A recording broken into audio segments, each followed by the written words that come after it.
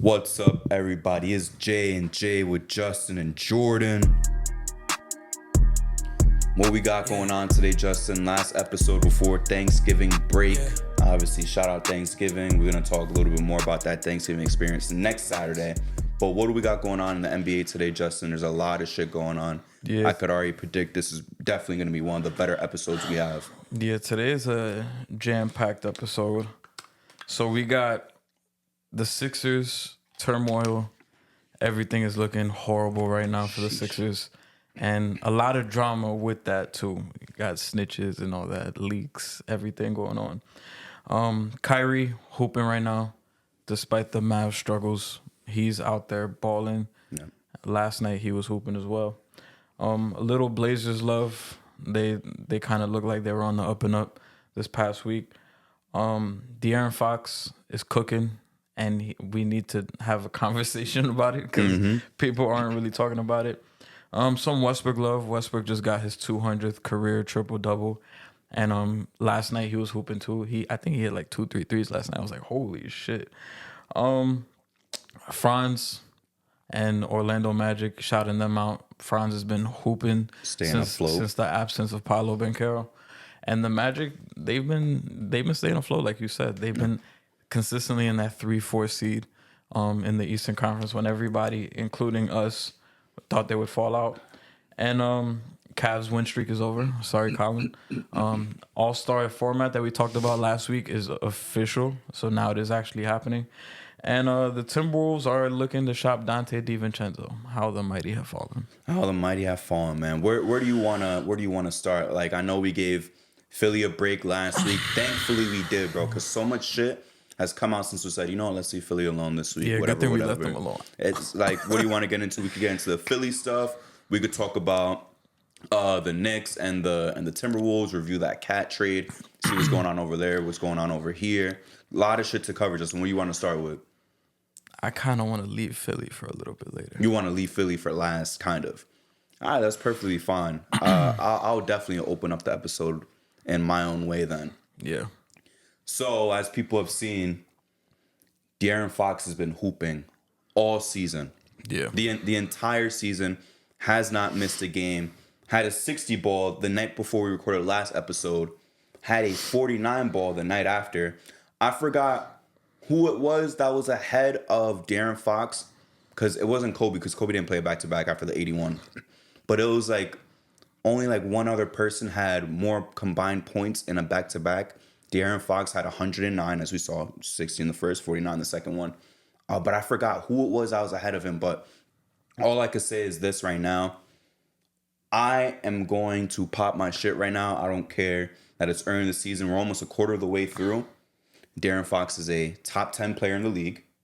De'Aaron Fox, honestly, this is a close debate. I'm a De'Aaron Fox fan. I still don't know who's the best point guard in the league, but it's between him and Shea, and then it's everybody else. He's better than LaMelo. He's better than Cade.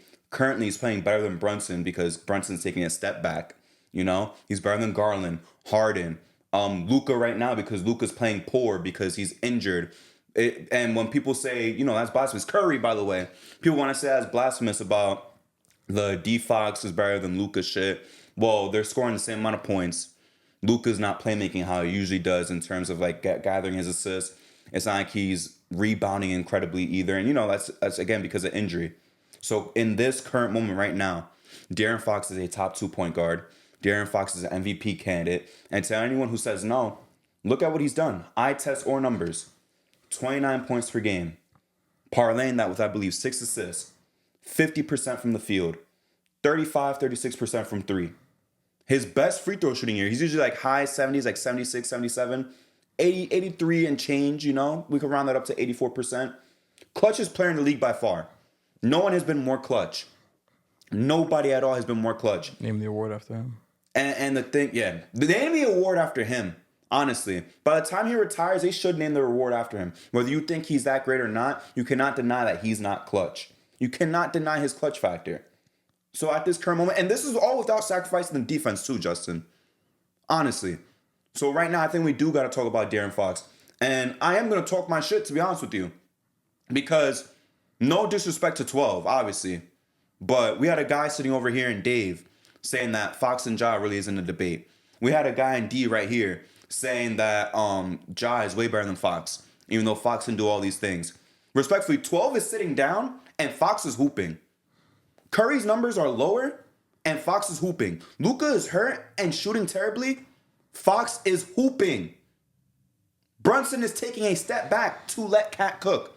Meanwhile, and all that, Fox is hooping. And that's not because, he's like hogging the ball, he's shot chucking, so on and so forth. He's still sharing the ball with Sabonis. Start of the season, he was sharing the ball with DeMar. DeMar just came back last night too, by the way. I think all three of them had 20 points and they still lost to the Clippers.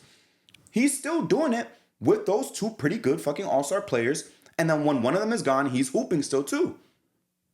So that's why I think that a lot of people were sleeping on D Fox in the preseason before the season started.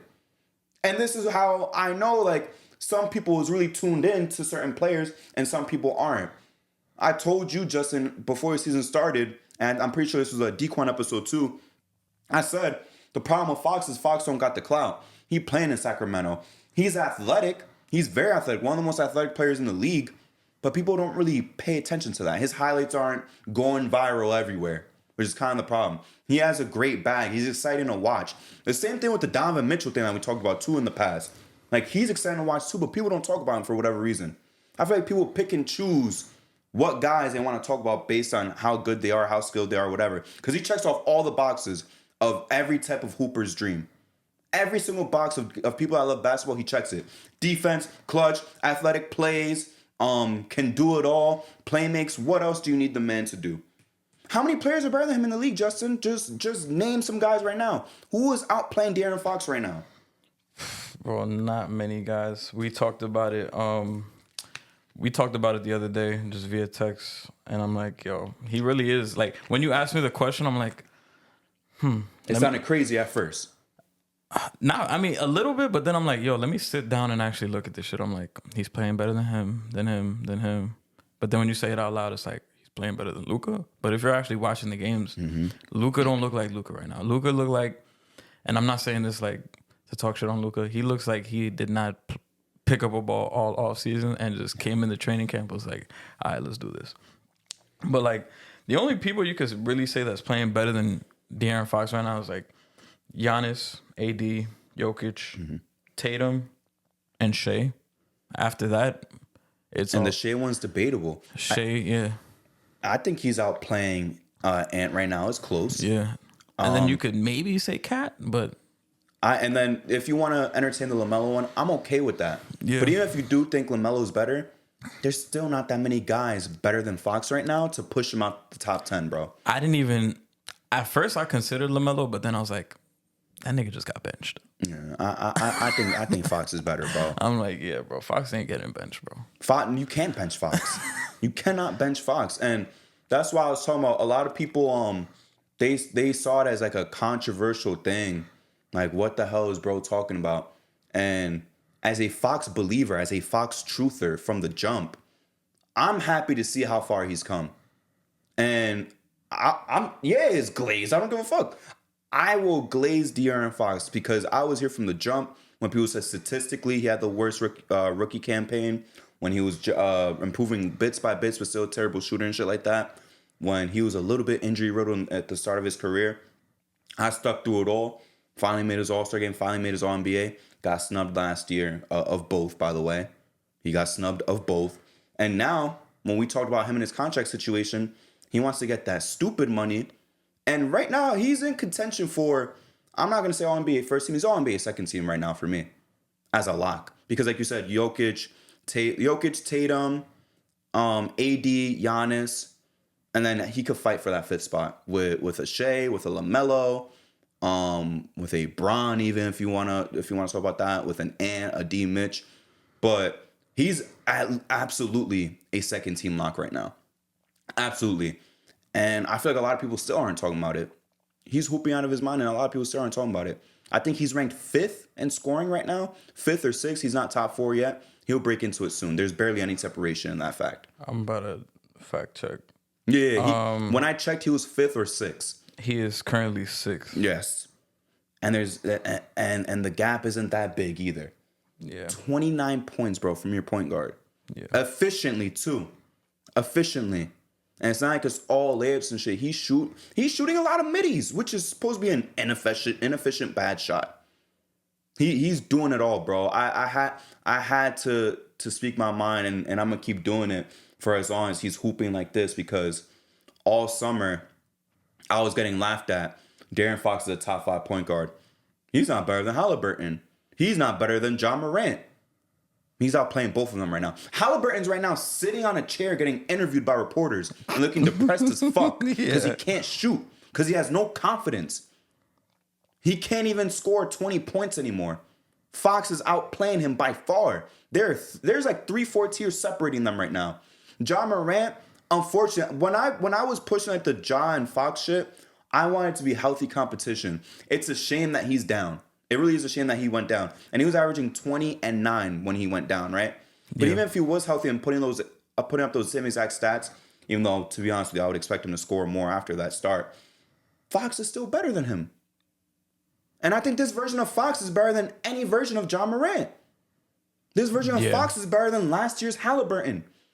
This version of Fox is fucking ridiculous so far. Absolutely ridiculous. And one thing I want to point out that's like really impressive right now, he's doing this with the Kings spacing not being all that great. I'm checking right here. You have Kevin Huerter, who everybody considers to be like one of the top snipers in the league. He's currently shooting 29% from 3. Like shit, yeah. Yeah, and you have, I'm really looking at the guys that like really play like rotational minutes. DeMar DeRozan, we know historically isn't a spacer like that. He's shooting 35% from 3, which is like about league average, but he don't really attempt that much. So he's kind of just like probably making one here and there. And then you have Keegan Murray, who's kind of struggling this year. He's shooting 30% from 3. So down year, yeah. Yeah, it's a down year for him. Sabonis is shooting 40%, but it's really like on 2.5 attempts. Like he's making them and like he's attempted more, but I still don't look at him as like a reliable, like I'm not gonna say reliable, but like a consistent spacer. Yeah, he's not a stretch 5. Yeah, he's not. I don't look at him as like a stretch. Like he could make them if he's like wide open, but I'm not looking at him to like, oh yeah, you're gonna space the floor. But like, shout out J-Mac. Like he don't get enough minutes for me to be like, oh yeah, we're scared of this guy. Doug McDermott doesn't really play all that often. Malik's not good. Yeah, Malik's been struggling. Keon Ellis is like also another guy where the attempts aren't really there, but the percentage might be high. So you can't really factor that. So De'Aaron Fox is doing this shit with limited spacing, which is even more impressive, giving you damn near 30 a game on top. Oh, yo, that shit is insane. Especially it's undoubtable. Like last year we talked about, well, me specifically, I would say that Sabonis sometimes looked like the best guy on the team. And other nights he looked like Fox. This year, undoubtedly, it's been De'Aaron Fox. It is De'Aaron Fox, yeah. And I agree with you. The year they made it to playoffs, Fox is the best player. Yeah. Last year, alternated depending on the night. This year, this is his shit. And like I said, he is undoubtedly a top 10 player right now. He is, in my mind, the best point guard in the league right now. Him and Shea is close. If you want to say Shea's better, that's fine. I got De'Aaron Fox over Shea at this current time, November 23rd, bro. Yeah. I have De'Aaron Fox over Shea. Yeah, and it's okay because we're talking about the now. A lot of people will probably see this and be like, oh, what about this guy, this guy, this guy? I'm like, talking today, this is just how, you cannot look at me with a straight face and tell me that Luka's been playing better than De'Aaron Fox. No. Or like all these people. Like you can't hold on to reputation for so long, because I mean sneak peek, that's gonna be the downfall of Paul George. We a lot of us held on to that 2013 for so long that it's blinding us from the truth, and that's what's happening. Like that's what people still like to hold on to shit from back then so long, or a couple years ago, or maybe a couple months ago. But we're talking about right now, today. Mm-hmm. This is what's going on. Some people, well, like in the chat the other day when Colin brought up, and I hate to bring up the Knicks right now, but it was like, where do the Knicks duo rank? And I looked on Twitter because it was kind of buzzing, that conversation, and people were talking about motherfuckers that like, yo, they're not even touching these two right now. No. But you're going off of reputation. That's why it's so high. But yeah, we're talking about the now where De'Aaron Fox is literally hooping his ass off and nobody's really talking about it. I wonder what it's going to take for people to start talking about it. Honestly, it's so stupid, but I don't even want to say phenomenal playoff performance because he did that last time. It's going to take like a series win at this point in time. Because, again, as a sneak peek to Paul George shit, there's going to be part of like my Paul George rant. When before last season, I said the Clippers lost that Paul George Shea trade by far, and Paul George is not even the best player in that trade. This is before last season started, by the way.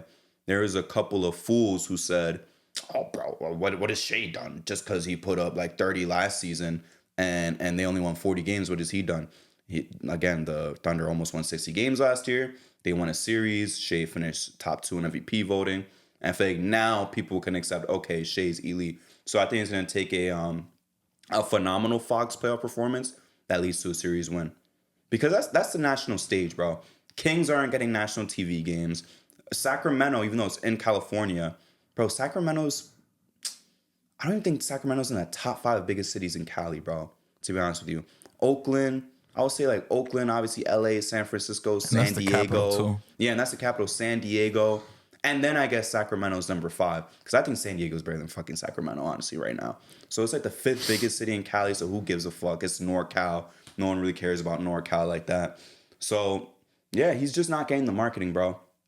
If he had been doing this on, obviously, the Knicks, the Heat, the Celtics, the Bulls, the Lakers, obviously.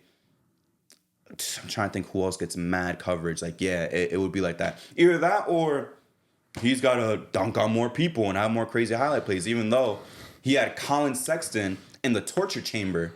Yeah. And people didn't really give a fuck about that too much, honestly. It's ridiculous. But absolutely, bro, top player. I'm going to keep bragging about it as long as he keeps his play up. Because as many of y'all know, when I'm right, I stretch that shit out and I'm as annoying as I can be. A lot of people said it was crazy. He's a top 5 PG. He's looking like number 1 right now, honestly. Yeah. A lot of people looked at me crazy when I said Fox is better than Halliburton and Ja. Now it's looking to be true. So yeah, I'm going to keep talking about that every single fucking time that I have the chance to. Not going to be every episode, but when it's relevant, I'm going to go on what's currently been right now, a 17-minute rant about it. Because that's my fucking guy. That's my fucking guy. And you guys are trying to make me out to be like I was crazy about that take. Absolutely not. And I just want to comment on the reputation shit and then we can move on. I just love the arguments against him. So the Shea one, people are talking about current play. But people will say, Luka just went to the finals. How is Fox better than him? Well, it's this season. Curry has 4 rings. The fuck has Fox won? Again, it's 2024-25 season. So yes, De'Aaron Fox is better right now. At this current moment. You wouldn't say LeBron is the best player in the world right now, and it's 2024 and he has all the accolades. When Ja Morant's healthy, the Grizzlies is always a 50-win team. Yeah, well, unfortunately, he's in the ER right now. Honestly, so what do you want to talk about now? Halliburton got to the conference finals. Like, he's depressed and has no confidence in his fucking shot because he sucks right now. He sucks. And shout out to JJ Redick, too, for saying, oh, well, even though De'Aaron Fox is putting up more points, the Kings traded the better point guard. Seriously, the better point guard when the Halliburton trade went down. That's crazy. And I remember it, too. And then he had to clarify in the next episode. He's like, guys, just because you put up more points doesn't mean you're the better player. Halliburton does everything on the floor much better. Shout out to JJ. But he was wrong about that. Absolutely wrong about that. In the moment, the year after, and even after last year, he was wrong. And this year, that take looks even more stupid. Shout out to De'Aaron Fox, bro. Big shout out to him. We can move on, Justin. Yeah. Damn, there was one more thing I was going to say. About D Fox? Yeah. Oh, go ahead. I'll love to hear this. I'm trying to remember what the fuck I was going to say. Damn. Oh, I was going to say the thing I feel like he needs for people to really start talking about him. I feel like it's asking for a lot, but not really. Being able to sustain this play for like the entirety of the season, as well as being a top 6 seed. Because I could already see Twitter, like, if he sustains this, but the team is like whatever, they'll be like, oh, this nigga's putting up these stats on a garbage team. If he could somehow sustain this while being a top 6 seed, as well as win a playoff series with this production, correct. I think people will take notice. At least the real fans will take notice. The casuals, I think the casuals, they literally have to like see it in the playoffs. Yeah, and that's what I'm saying. That's the grandest stage. Yeah. Unfortunately, a lot of casuals don't really watch full games until that April, May, June stretch where it's all playoffs. That's the only time they watch a full 48. The rest of it's just highlights they see on Twitter or Reddit or Bleacher Report. Besides that, they really just watch the playoffs. And De'Aaron Fox isn't really popping up too much on Bleacher Report of, oh, De'Aaron Fox highlight. When he dropped 60, they had to pay attention. They had no choice to. They had to see that shit. And it sucked because it was the same day as the Tyson fight. Yeah, bro. And it sucked too because I switched to the fight. And that's when they was losing. And Colin said, yo, Fox is hooping. I was like, what? And I had to switch back to my meth stream. Oh, shit. To my stream. I didn't want to say the name out loud. That shit was bugging out yesterday. I was trying to watch the Duke game. Yeah, you said Cooper Flag was hooping. I wouldn't know. Yeah, second half, he turned into the 2012 Bron. 2012, you said? Yeah. Jeez, put the team on his back, bro. But the team on his back is crazy. And extra shout out to De'Aaron Fox too, because since we're talking about casuals, bro's trophy case. I don't want to say trophy case, but accolades should be much more, bro. This should be his third All-Star year that he's going into, because last year you got screwed over, and him and Sabonis both got robbed last year. Yeah, him and Sabonis both got robbed. I did that whole Paul George rant last year, and even then, I understand there was a couple guards better, but he could have made it. The 1 year he averaged 25. I think that was the year before the playoff year. He's had some good seasons even before he was an All-Star. He's averaged 20, 25. Then he jumped up to a playoff shit. He's been like that this entire time. People just didn't want to recognize it. And even right now, people aren't going to recognize it. So I really do hope that he can sustain this, still average 20, 28 points, still be like a top 6, top 5 point per game guy, still be clutch as ever. And my favorite part is the most underrated part about him, which is the defense. There's not that many great two-way guards. It's probably just him and Shea in terms of point guards that are elite on both. I don't want to say elite, but at least great on both sides of the ball. No one else is doing that. LaMelo's not a good defender. Brunson's not a good defender. We know Curry's not. Josh sucks. Halliburton, for his size, Paul is terrible on defense. Unless you could think of somebody else, that's the only 2 point guards I could think of. That's like they're great on offense and great on defense. It's just him and Shea off the top of my mind. Yeah. But shout out to him, man. Justin, what you want to get into next to segue in? Oh, man. Is it time? I feel like you chomping at the bits for the Philly shit, honestly. You think it's time for Philly? I feel like you've been waiting, bro. I'll let you take the center stage. But that doesn't mean I'm gonna stay quiet about this Philly shit. I'm hopping into this is a jumping, bro. Yeah, because I'm looking at our topic list. And this is really like one of the bigger talking points. Big fish. Yeah, man. Damn, I don't even know where to begin at this point. So, Philly. Yo, I at least talked about them minimally last week. I wanted to save it for a special occasion. And boy, did they give us a lot of shit to talk about this week. We lucked out. Yeah, we really lucked out because I was, well, at least me, I was trying to not talk about them for like couple weeks, but they couldn't help themselves. So what day was it? Was it Monday or what? When they had the team meeting earlier this week. I can't tell you the exact day, but earlier this week Philly had a team meeting with the early season struggles, and they got leaked. And it was reported that Maxey called out Embiid, saying that he needs to be better as a leader. He needs to do a better job. He needs to be more on time. He's always late to everything, and he needs to set an example. And that meeting got leaked probably, I want to say not even like 30 minutes later. And what that tells me, and you know what's funny? After that shit got leaked, a couple days later, Embiid says, whoever leaked that is a piece of shit, and I want to find the snitch. But what that tells me, and shout out to OG Chilltown, he was saying that whoever leaked that shit feels the same way about Joel Embiid. And I agree. Because when that whole situation with Draymond and Jordan Poole happened and the video came out, I was like, that means somebody in that Warriors organization doesn't fuck with Draymond in there. 100%. And they're like, he gets away whatever the fuck he wants. So yeah, this shit coming out that quick, they don't fuck with Joel Embiid. And what all this tells me, Joel Embiid's reaction, this is very, very real. Like, this wasn't, because some of the people try to like play it off like, oh, there was no meeting, nothing happened. And nah, this is 100% real. And this is the signs that I was seeing from the beginning, especially with Joel Embiid. Basically what I want to say is Joel Embiid is not a leader. He's not a winner. I feel like a lot of the times he kind of try. I've noticed this a lot within the last couple of years. Most importantly, the MVP season. He tries to play victim a lot. Yeah. Like he lacks all type of accountability. When he was trying to get that MVP, it was more so propaganda and promo instead of actual play. Like you and I talked about it. That was the year. That was Jokic's best season. Well, until this season. This season. That was Jokic's best season. And Embiid won that because he was crying about it. He was like, maybe they hate me, blah, blah, blah. What do I have to do?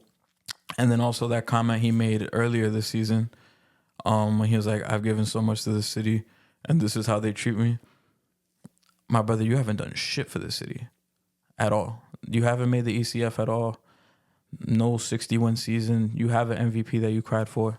None of that means shit. Like, this team hasn't reached the ECF since Iverson. Iverson has done more for this city, even though people say, oh, that he gets carried by that one finals run. But he did more in that year than you've done in your whole tenure in Philly.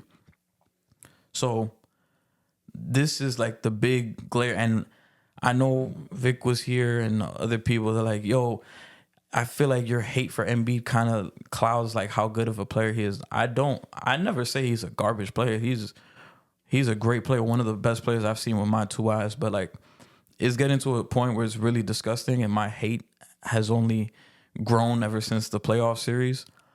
Just because, and there was a compilation on Twitter, like all the dirty plays he has. It's crazy, but it's concerning, and it's a reflection on the current Sixers team right now. It's taking no accountability, always playing the victim. He's talking about, oh, I need to find the snitch. Like, motherfucker, you not Franklin Saint. This ain't Snowfall. You not Ghost from Power. Like, focus on rehabbing and getting your ass back on the court, because that's what's more important. This season, you were talking shit in the offseason. You were talking shit at the podium before the season. Oh, I lost 25 pounds. I'm in the best shape of my career. Going forward, it's all about championships. I don't care about awards. It finally clicked, and you go into the season, oh yeah, I'm not playing back-to-backs. I'm not going to be ready for opening night. And then Maxey just stating to the public, like, yo, you don't show up on time.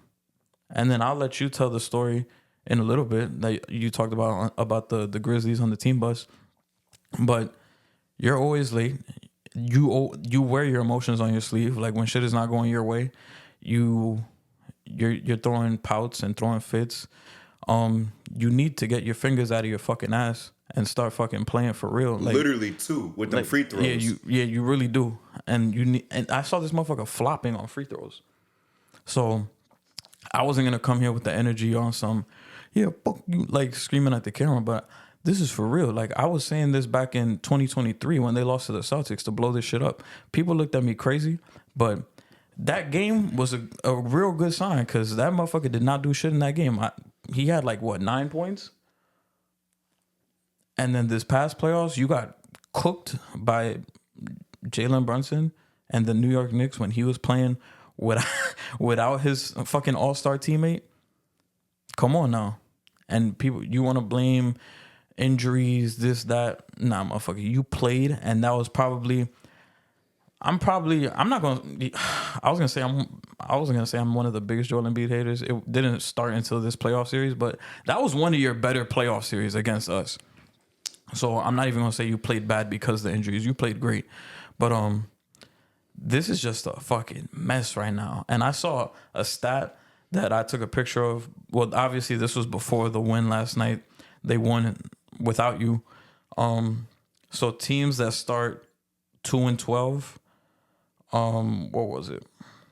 I have it right here. So only 6 out of 92 teams have made the playoffs after starting 2-12. Does it say who it is or no? I wish it doesn't they did. say. I literally took this picture after, I forgot, this was Wednesday night. They had it on ESPN. I literally took a picture real quick just to remember. But yeah, now they're 3-12, but only 6 of 92 teams have made the playoffs after starting 2-12. Do you think they'll make it? Absolutely not. I know the East is garbage right now. I know the Bucks have crawled out of that hole that they dug themselves into, won a decent amount of games straight. They're on a win streak. But I think playing, maybe. If they get to the playoffs, it's because they're a 10 or 9 seed and they win they playing games. Yeah. But they're not even going to get to 7 seed type of playing or 8 seed. Yeah. And only reason I'm keeping it kind of mild right now is because I always envision in my head, for me to really go crazy on the Sixers, I have to wait till they're officially dead in the water. Right now, it's still November. There's still a chance where you guys could possibly win some games, string on some wins, and you guys are like the 9th seed. Do I think that's going to happen? Not really. But I really rather wait till you guys are either not even in playoff contention at all, you guys get eliminated, to really pop my shit. And before I let Jordan talk, I just want to say something about Paul George. Yo. Paul George. And you know what's funny? You know what's the craziest foreshadowing about all this? I don't remember which episode it was exactly, but I said this a while ago. I was like, yo, I brought it up. I was like, yo, I was watching Paul George's podcast and he was saying, oh yeah, I be watching other podcasts to kind of take from them so I could get better as a podcaster. And I don't remember what your exact response was, but I remember my response was, motherfucker, you should be in the gym working on your fucking game, not trying to get better on the podcast. Wait for you to fucking retire to do that. But now it's come full circle, and I'm not the only one that's noticed. It seems like you're spending more time on your podcast than you are on the actual fucking court, my nigga. Yep. I know you hyperextended your knee in the preseason, and then you did it again now, which is unfortunate. But this is what I was telling Sixers fans and people saying, oh, they're better than the Knicks now when they signed them. I'm like, no, the fuck they're not. Because now, and I feel like I'm reiterating myself again. I'm like, you got 2 motherfuckers that are always hurt, because now you have Paul George, who's going to be out. I mean, he's going to be reevaluated Monday, but we don't know how long he's really going to be out for. You have Joel Embiid, who didn't play last night, who's not going to play Sunday. You have 2 motherfuckers that are always hurt and 2 motherfuckers that fold in the fucking playoffs, bro. 2 of them. And damn, bro, I don't want to be petty, but there was a motherfucker on TikTok that kind of tried to tell me, and I kind of want to call him out right now, but it's going to take a while to find the clip. I mean, I could talk while you find it, bro, honestly. Talk for me real quick. Yeah, so here's my thing. And then whenever you find it, do not, worry about interrupting me. I'm not going to lose my train of thought. So I'm going to talk about the Joel Embiid story first in Memphis. So Chris Vernon had reported that, when teams stay at a certain hotel in Memphis, usually, NBA teams, when they travel to cities, they more often than not use the same fucking hotel every single time. So the bus from that specific hotel to the FedEx Forum, there's 2 that leave. There's one that leaves at 5 o'clock, and there's one that leaves at 5:15, right? And most of the team obviously takes the early bus. They take the 5 o'clock bus. If anyone's late, unfortunately, they take the 5:15. It was reported Joel Embiid took the 5:55 bus to the FedEx Forum. The game was at 7 o'clock, Justin. You have 2 buses. All your teammates are riding in. They're leaving the hotel about an hour earlier than you. And you take this late-ass bus an hour and 5 minutes before the fucking game. By the time that you get to the arena, you have less than an hour to prepare for the game. That's ridiculous. And like you said, this is kind of what happens when you put a guy who has no accountability. And that's also what's going to segue into my Paul George shit. 2 guys, 2 of the biggest crybabies in the league, 2 of the most sensitive guys in the league. I found it. Say the comment, whatever it was that he said before I really go in on Paul George. All right, so this guy, his name is IC13, or IC13, which is 13 in Spanish, which tells me this guy's a Paul George fan. Paul George fan. Paul George's IG name is YG Tracer. So he says, Paul George folds every year in the playoffs. And this was my clip, the one where I said, I have no faith in Philly. I'm sleeping with the AC on. So to IC13. Can you reply to him right now and just write SMD? That would be kind of funny. I mean, I could. With the J&J. Yeah, you might as well. Fuck. I would, yeah. I just did. So to IC13, yes, fuck you, nigga. This nigga Paul George does fold in the playoffs every year, and I know you want to talk about, oh yeah, counting stats wise, he did this, he did that. I'm like, bro, he got packed up by rookie Donovan Mitchell. He got sent home by Damian Lillard.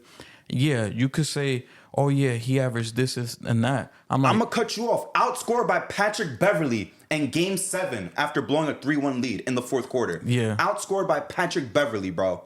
Yeah, I'm gonna say it. So, fuck you, nigga. Like for real. Like I don't want to hear about no Paul George shit. We keep talking about 2013, and it pisses me off at this point.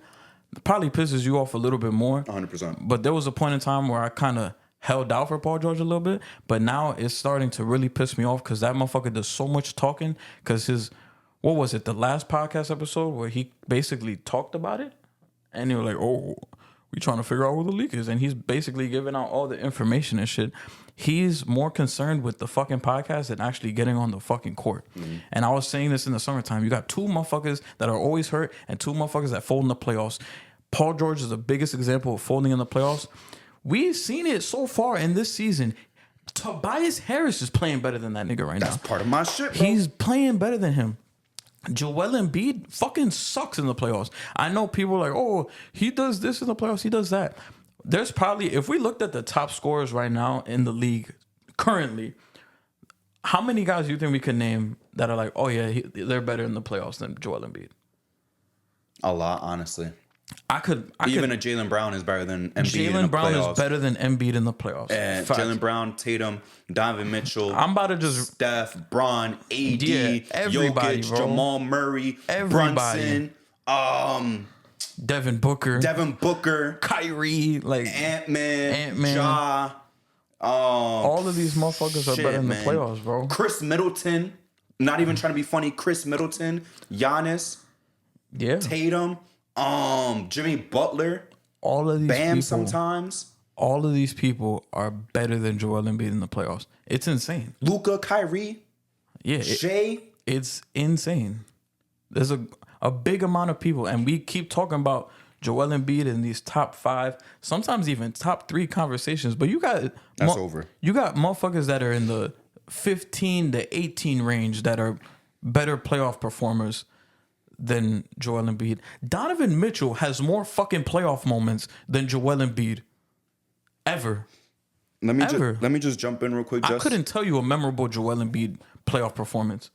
People like to bring up that 50 ball against the Knicks. I'm like, I really kind of discount that because you was doing all the whining, kicking Hartenstein in the nuts, pulling Mitchell Robinson's legs down, doing all this bullshit. And yeah, you actually should have got ejected from that fucking game.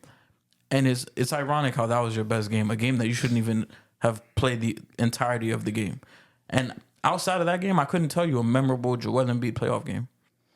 I was just going to jump into, because you said Tobias Harris. This is part of my rant. So last year, a lot of Philly fans complained about Tobias Harris. They've complained about him the entire stint. This isn't me trying to lie and say Tobias Harris is really good. And this isn't me calling out like you with the IC Tracy guy. But one of the comments on YouTube, right?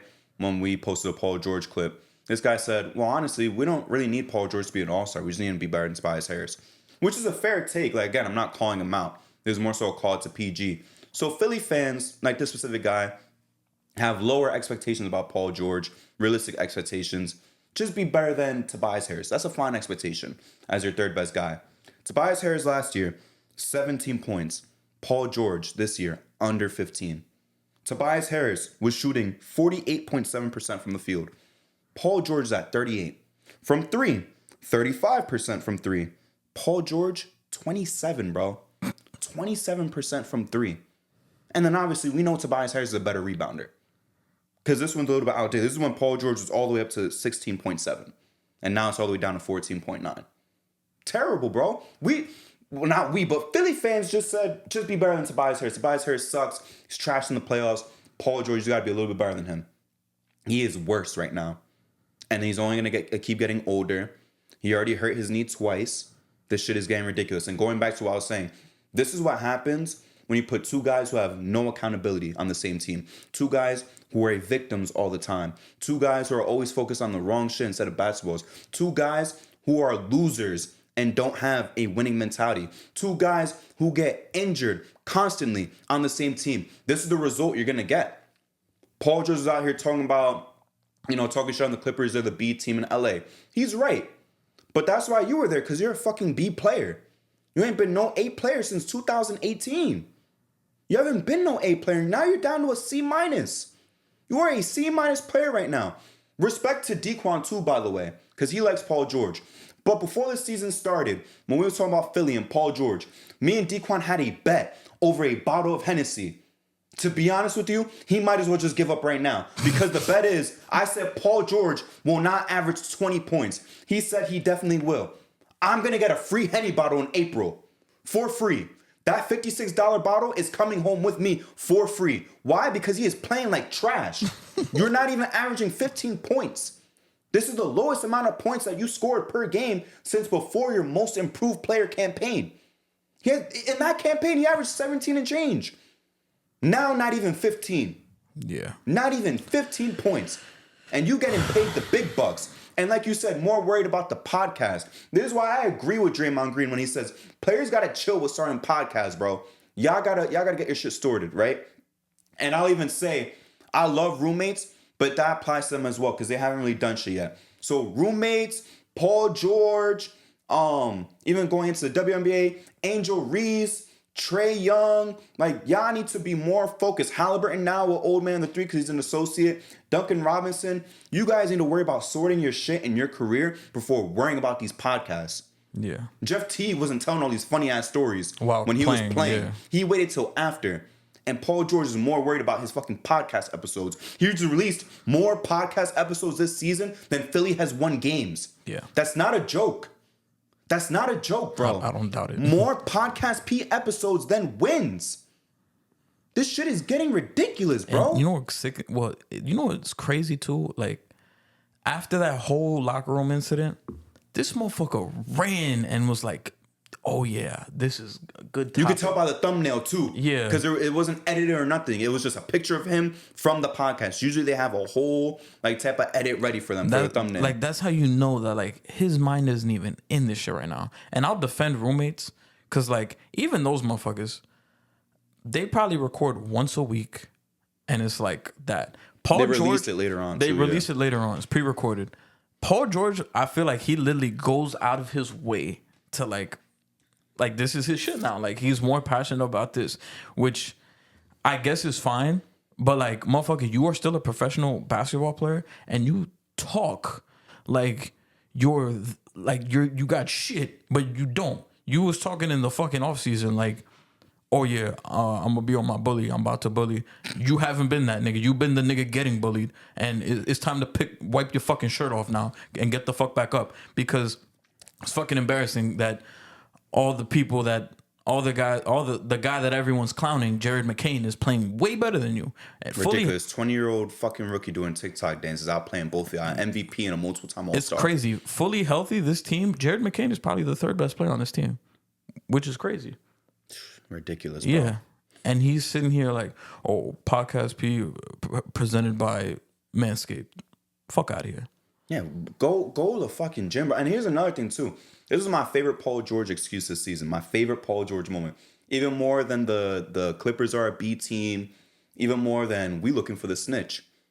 When he was playing against the Lakers on a minutes restriction, and he was complaining he was getting double teamed, he told JJ, he's like, yo, just let me hoop, bro. Why are you guys doubling me? Are you fucking kidding me? What the fuck? Are you being serious? You haven't seen that clip? Nah, I'm going to send that shit to you right after this episode. Literally complaining that he's getting double teamed. Bro, it's basketball. It's basketball. And again, this isn't an excuse for the Devin Booker one, because that shit was ridiculous. But that shit was just open runs. This is a real NBA game. These guys are trying to win. The West is crowded as fuck. Everyone has the same record nearly, separated by 2 games. Yeah, they're gonna double team me because they want to win the game. And you're out here saying, JJ, just let me hoop, bro. I'm on a minutes restriction. Complaining like, why are you guys doubling me? Just let me hoop. I'm not even gonna play that much tonight. Are you being serious, bro? These guys, him and Embiid are two of the most childish players in the league, bro. And I'm still sticking to this shit too, bro, because this is the one that makes me laugh the most, bro. Justin, like I said earlier with the De'Aaron Fox shit, when I'm right about that shit, I'm gonna drag it. I'm gonna drag it till all that shit's gone, bro. Again, apologies to Dequan. I look crazy saying Paul George won't average 20 points, and he's not even at 15. Yeah. Paul George is not even close to 20 points per game this season.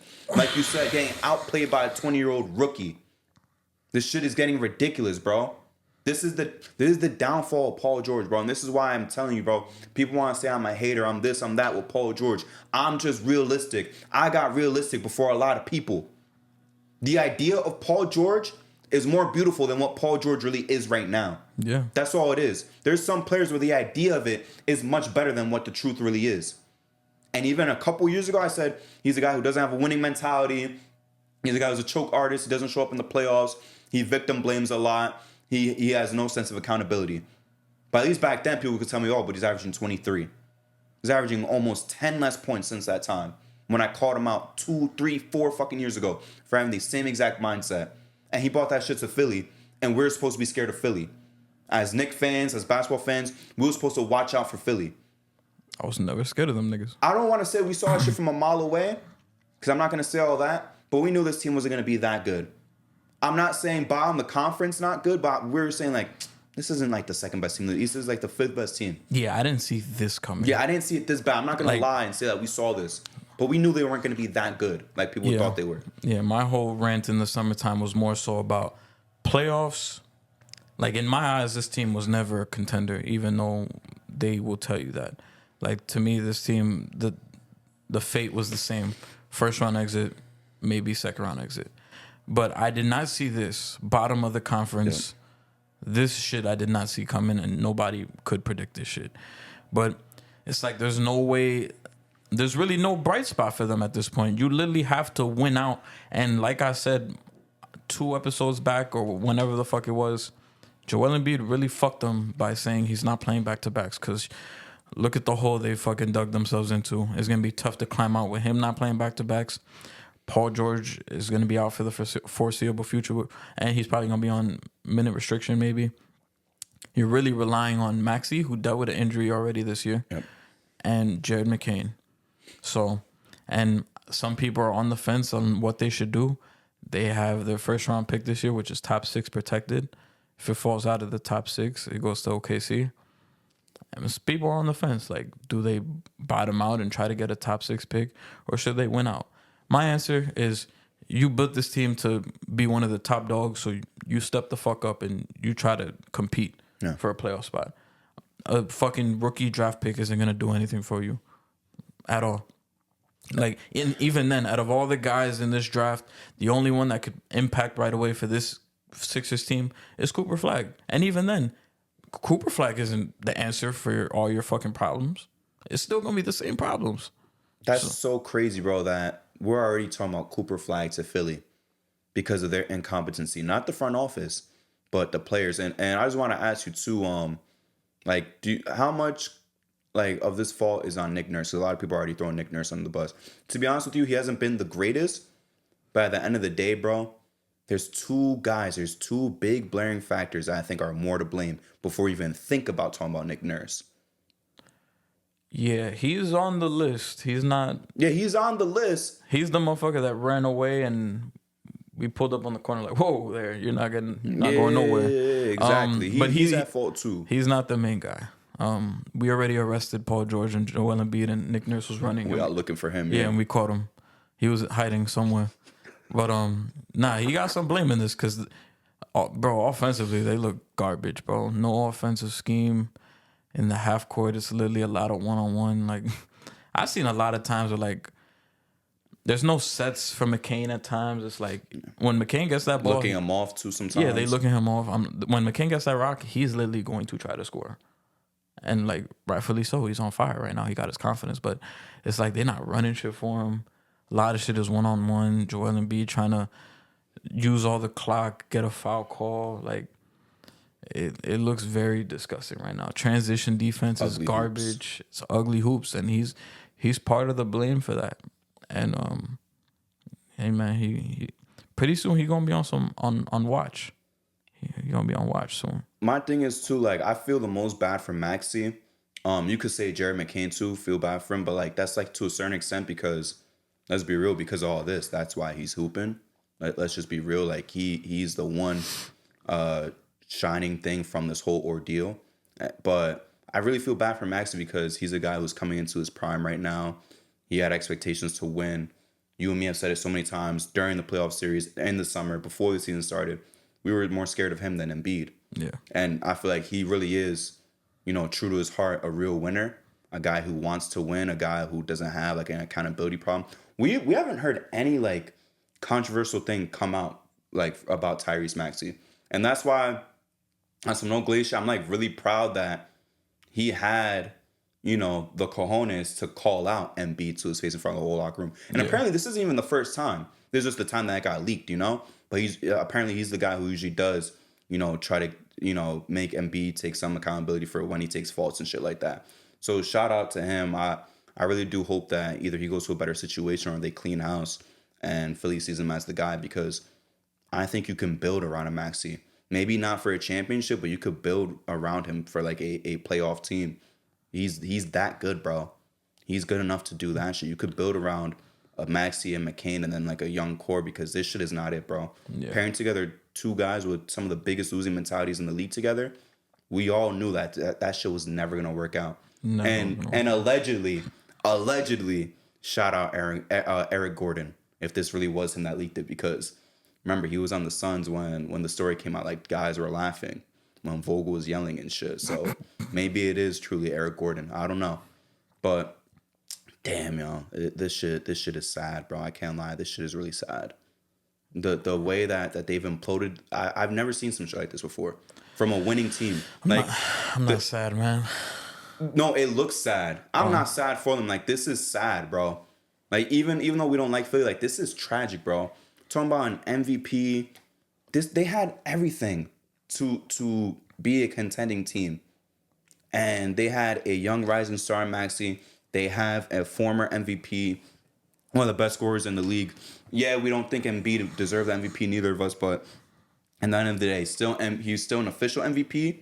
And even those years that he didn't win, he was an MVP candidate, Yeah. So one of the best players in the league.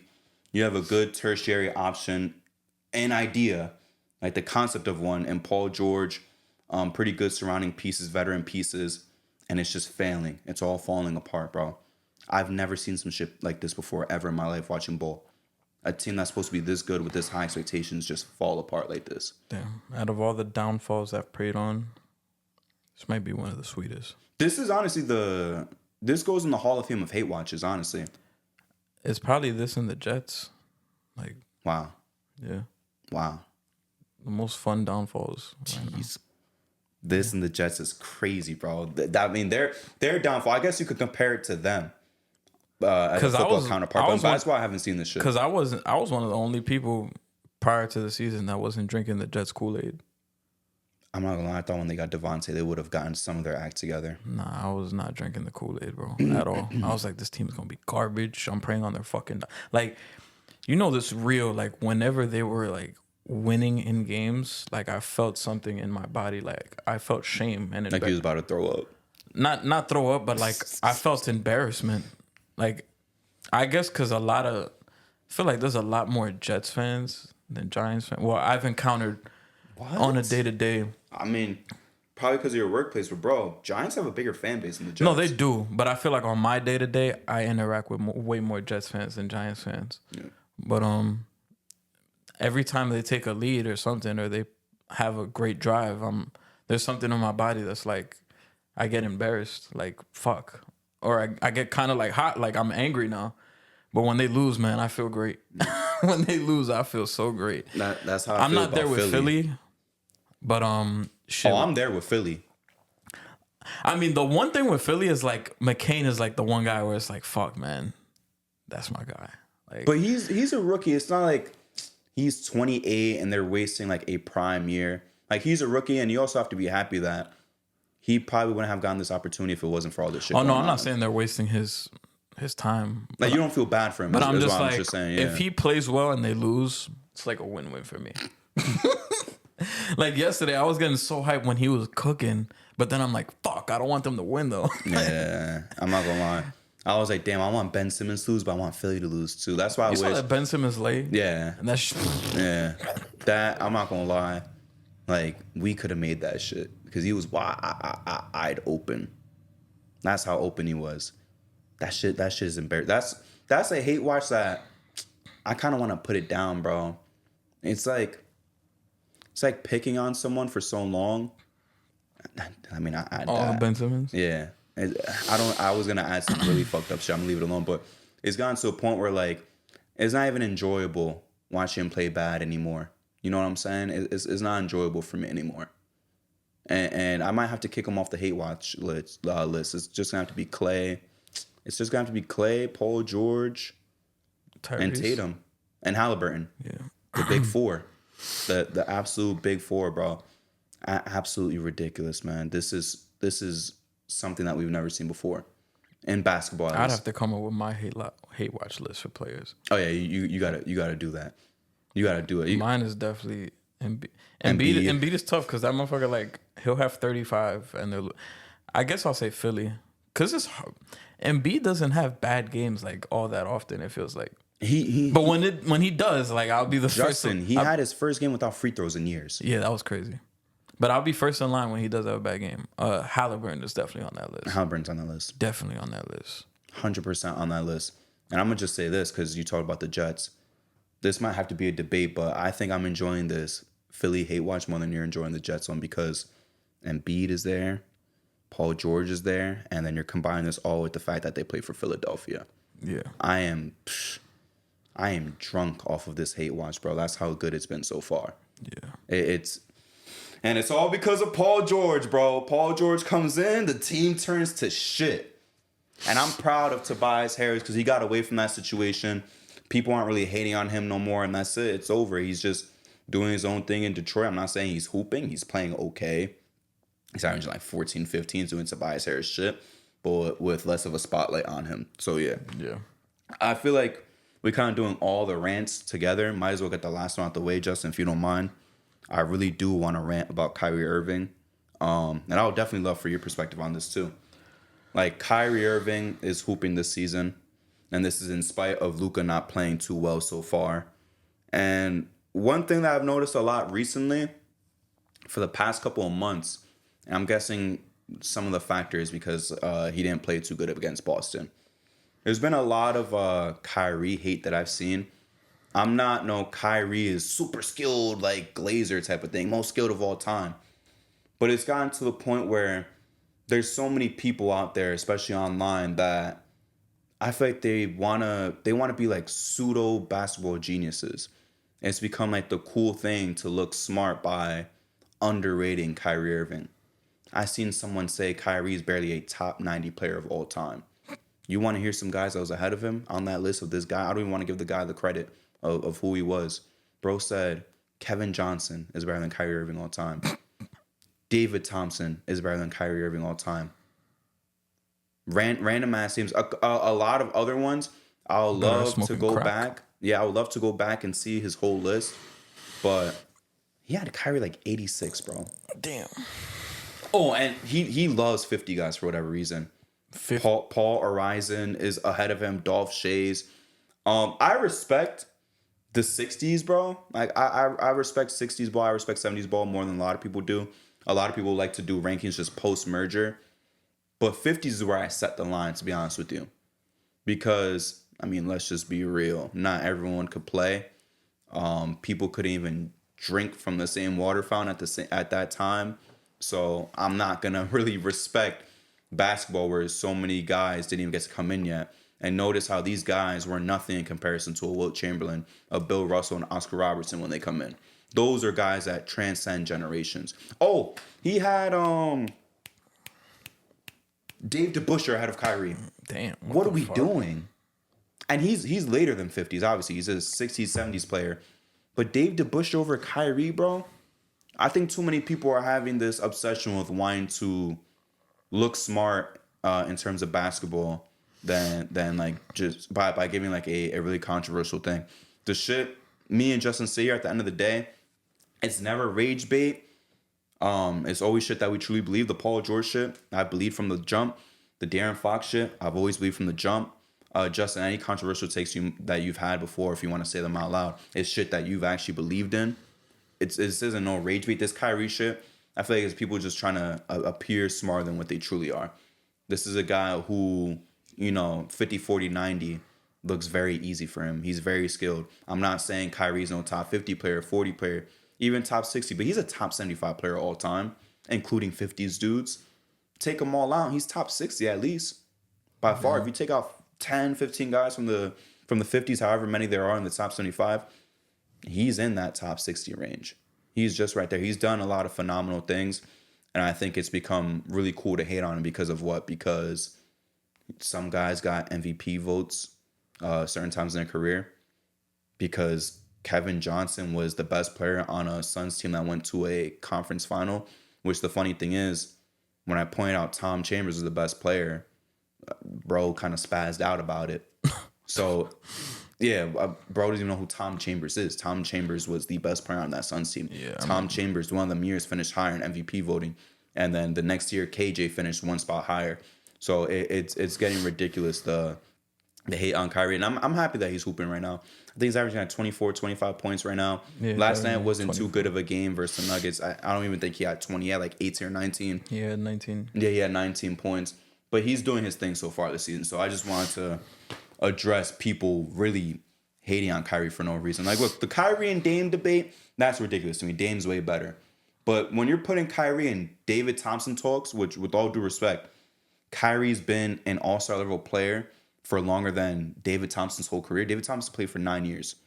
Kyrie's been an all-star level player for 10 years, minimum, which is longer than David Thompson's whole career. So I just think that shit's ridiculous. And it's not like his whole career was phenomenal anyways. Unfortunately, cocaine and injuries took his greatness away. Don't give me that side eye. Come on, bro. That's just not funny. That's just not funny, bro. Come on. But yeah, bro. This shit is getting ridiculous. What do you want to hop into next, Justin? Well, I was gonna give Kyrie his flowers real quick. Absolutely. I didn't really see people talking down on Kyrie, but I'll send you the guy. He's been playing fucking phenomenal this year. Last night's game kind of like dropped some of the percentages, but even then, it still looks great. He's currently averaging 24, 4 and 5 on fucking. What is the percentage? The splits. He's on 53, 51, and 87 splits. 51 from 3? Yes. I didn't even know all that. It was higher than that before yesterday. I think it was at like 53 before yesterday's game. So crazy. He's been fucking hooping right now. And this is with Luka playing underwhelming and Luka gonna miss some games. He's holding it down. And hopefully they could keep it up because they kind of started the season off kind of whatever. So they need to be in that playoff top 6. But yeah, shout out to Kyrie because after the finals, people were like, I don't know, because he wasn't that great in the finals, and people were kind of like, oh shit, this might be we not getting the same Kyrie no more. But he's actually responded very well, and he's been hooping this start of the season so far. Yeah, shout out to him. Justin, why don't we get our bias away? I feel like sometimes we do the Knicks first or last. Let's put them right in the middle. So the Knicks, obviously, 4-game win streak right now. Cat and Brunson just look phenomenal right now, playing out of their minds, especially Cat. Shout out to him. Just obviously right now, current thoughts on the Knicks. We're obviously about to go in and smack the Jazz tonight, extend that shit to 5. But how are you feeling about this current streak right now that we got going on? I'm actually hype. I'm excited. I mean, people are going to talk this shit on Twitter like, oh, they played the Nets twice, the Wizards. The Nets aren't even garbage. Yeah, the Nets aren't bad. Like, if you watch, they're in every single game. Yeah, they're cool. But I like it because it's like you're taking care of the teams you got to take care of. I'd be more concerned if we split with the Nets. You're taking care of these wins. It should honestly be a fucking 5-game winning streak. Actually, no. Should be a 6-game winning streak because we should have beat fucking Chicago.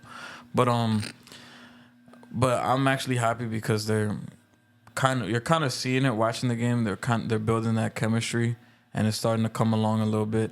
And also they're taking care of the games they're supposed to, as well as doing it. The last like 3 games they've been doing it without Deuce McBride. And shout out to Campaign. He's been playing a lot better. Let's go, Justin. Shout out to Cole getting his minutes. Daddy A looking pretty solid in his minutes. Fuck Porty. But yeah, I really love what I'm seeing from. Can I pause real quick? Can you also give some respect to a guy you've critiqued before in Jericho Sims? Yeah, I will. Let's go. My boy Chris Jericho Sims is back. Shout out to Chris Jericho Sims. But I really like what this Knicks team is doing. OG taking kind of a little offensive jump from time to time. He looks like at times like our 3rd best player. Mikal Bridges is starting to find his groove. That little mid range is kind of like his spot. If he could hit that consistently, that's like another option in the playoffs. Cat has been playing like a monster, and I really hope he keeps this up because as of right now, he's looking like the starting center for the All-Star game right now in the East. And Brunson has been kind of like up and down, but I feel like as of late, he's been starting to pick it up. And I really like the dynamic between him and Cat because you kind of see it. I feel like the most dangerous is when they have that 2-man game when Cat has the ball and you see like Jalen trying to get open, and then it's kind of dangerous because Cat has the rock and you see Jalen like trying to get open, but you see all the other shit going on in the court. OG cutting, Mikal cutting, and Cat so far this season he makes a lot of good decisions with the basketball. Like that's kind of the most dangerous point because it's like Cat could literally just get the rock and drive, make a good pass. He's had some moments where he looked like fucking Jokic passing the rock. Or you got Jalen right there on the handoff and Jalen's going to make something happen. I think that's like the most dangerous part. Like when they start cooking in that little area right there with Cat with the ball right there on the high post, it's dangerous because something's going to happen. And shout out to Josh Hart. His 3-point shot is looking real nice. It's gotten to the point where like every time he shoots, I feel like it's going in. First time. Well, I don't want to say first time like during his Knicks tenure because obviously playoffs he turns it up. First time in the regular season, I feel the same exact way too. Nah, yeah, and he's been hooping. He's gotten his confidence up. And it's gotten me more excited because Precious should be coming back soon, and hopefully we could hold the fort down until Mitch comes back. Because I feel like when he comes back, we will be able to play in a lot of different ways, and we won't be able to just be stuck to one way.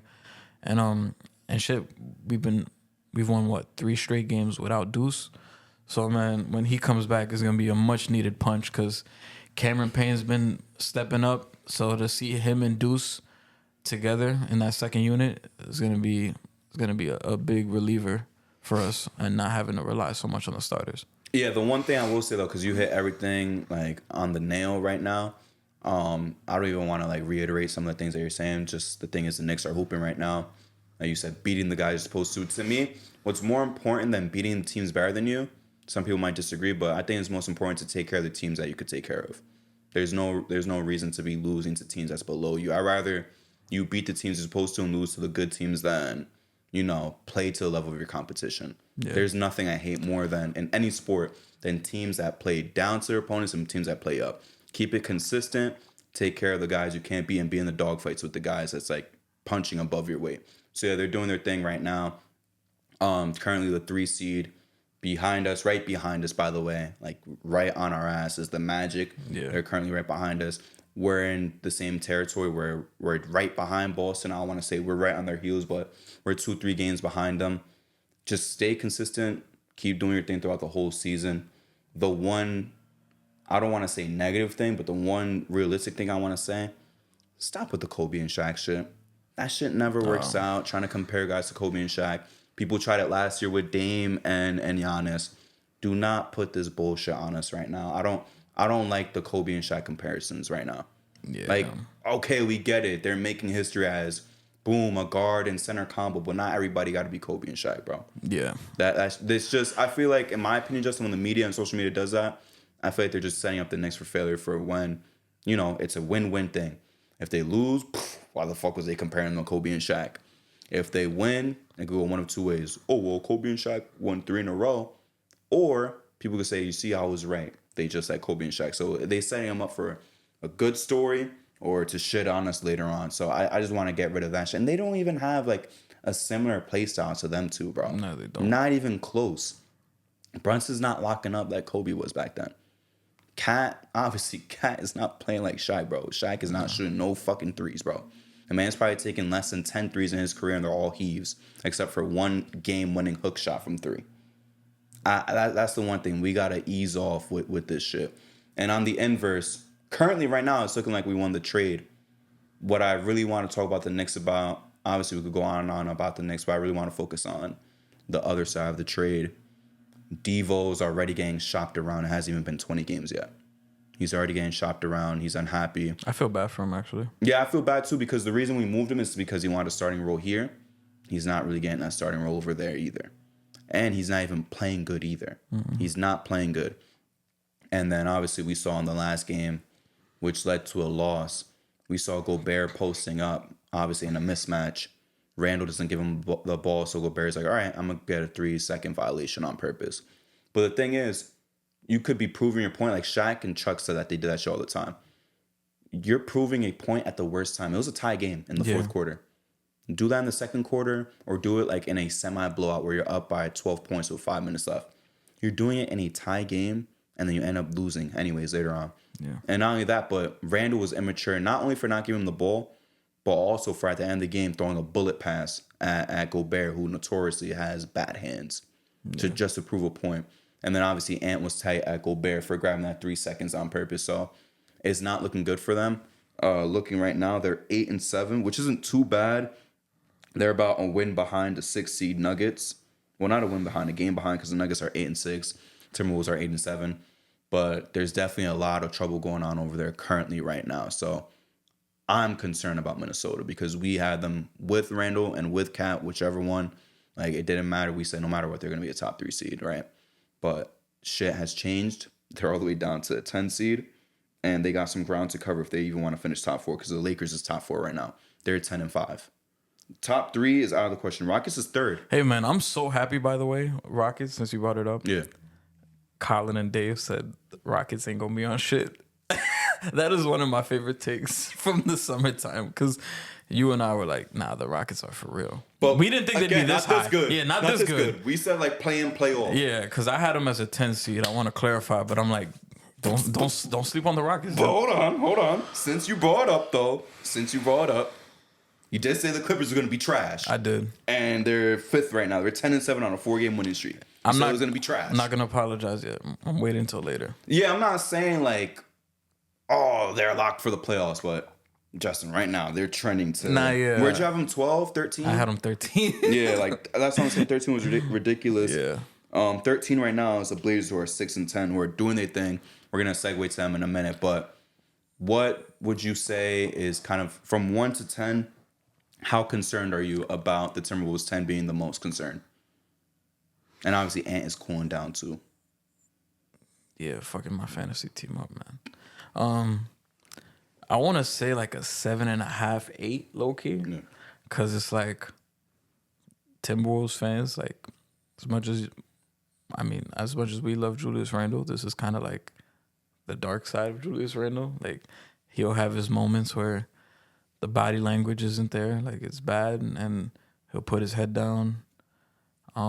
So that's what comes with Julius Randle, and yeah, the Gobert shit was bizarre because, like you said, it was a close game, tie game against one of the worst teams in the league, in the Raptors. That's not the time to prove your point. In that point of the game, you're trying to win, and yeah, man, I feel bad for DiVincenzo because, like, bro, he just had the best season of his life. Gets traded to the Timberwolves, and it sucks, bro, because the life of like a role player, like I think he just had a kid, and yes, I think, what was it, on Duncan Robinson's pod? He said this is like the 3rd straight season where he's starting on a new place. So like I kind of feel bad for him because he doesn't have that stability, and like on the outside looking in, we're just like, he's an NBA player, he's making millions, but like, bro, he's moving his family here and there, and that's probably annoying to the people he's around. like, damn, bro, we got to move again. Yeah, and now it's like... It's a really... something that's not talked about too much. How much they move role players. Yeah, now it's like he's playing, and he probably not going to speak on it, but he probably sees the reports that they're shopping him, and it's like, damn, bro. Like, I just got here, and, like, I'm trying to get comfortable, and it's like, I might get shopped again.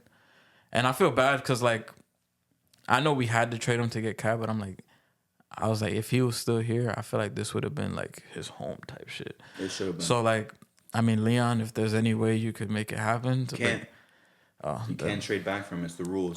They got to wait till the off season. Damn. So, I don't know about the implications of, obviously, they wouldn't release him. Obviously, Hell nah. the Wolves wouldn't release him, but I don't know if, like, they could even go and sign him if he was a free agent in the middle of the season. But like you said, bro, if they move him, this will be his sixth team, the next team that he goes to.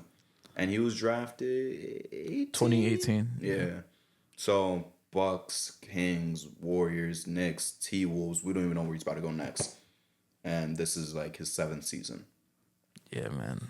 Bro, 5 teams in 7 seasons is crazy. And it's not because he's not even good either. Like, it's a good thing that he's wanted by these teams that are usually like pretty good teams, but it just sucks how much he's moving around. Yeah, and also on top of that, actually the panic meter, yeah, I would say 7.5, 8 right now. But you also have to think about, if you're trading DiVincenzo, and I think this is the last year of Julius Randle's contract, so he could bounce after this year. Does he have an option? I don't think so, right? I don't know off the top of my head, but I'm pretty sure after this season, he could bounce. So if you're trading Dante DiVincenzo and letting Julius Randle bounce, then it's like, and I see some Timberwolves fans are like, damn, we kind of just traded Cat for nothing. Yeah. Because, like, now you about to lose both of them. He do have a player option, and it would be just under $31 million. Will he take it or not? I don't know. Because right now he's averaging, 21, right? Yeah. 21, 6, and 4. So the stats are there, 50% from the field. Is actually his best year shooting from the field since his New Orleans year. 3-ball isn't that good. It's 36%. It's cool. Like, it's nothing crazy. I don't think he's taking that shit. I feel like him and his agency could literally pitch like, yo, I could go somewhere else and you'll see what I could really, really do. But the thing is, actually, nah, you got role players making 30 M's now. Yeah. He could get a 40 plus. I'm tripping. Yeah. I'm not gonna lie, I'm tripping. Yeah, he could get a 40. I'm like, he could very well bounce.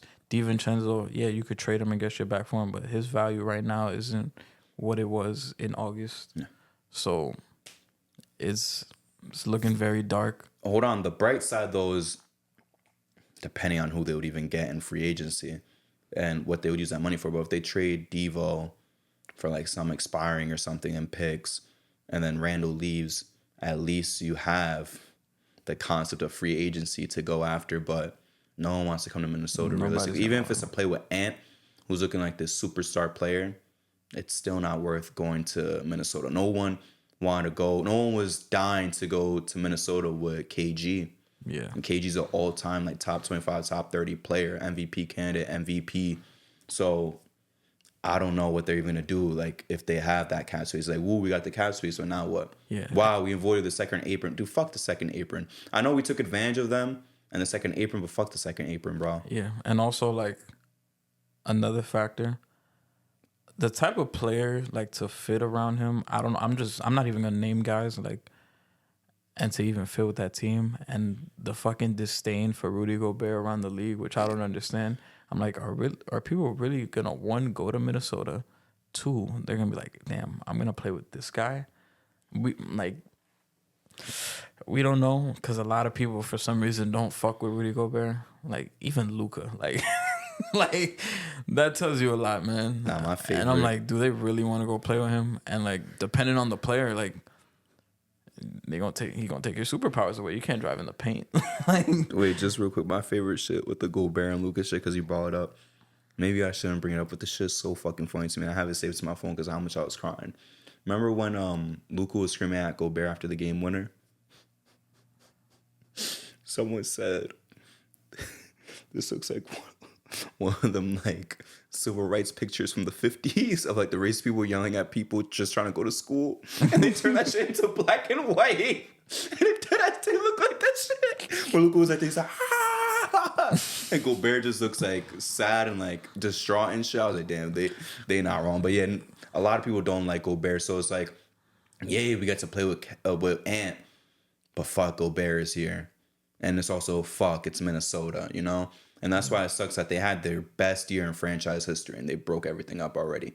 Yeah, and like part of me understands it because like the second apron, and like Cat was about to be making like 60-some mil, and they were gonna have no wiggle room outside of that, because essentially if they kept Cat, the only guys that you could really keep was Ant, Cat, Gobert, and I think maybe McDaniels. That would have been your core, and then outside of that, you would have just lost everybody else, and you would have had to fill in the pieces with like minimum guys.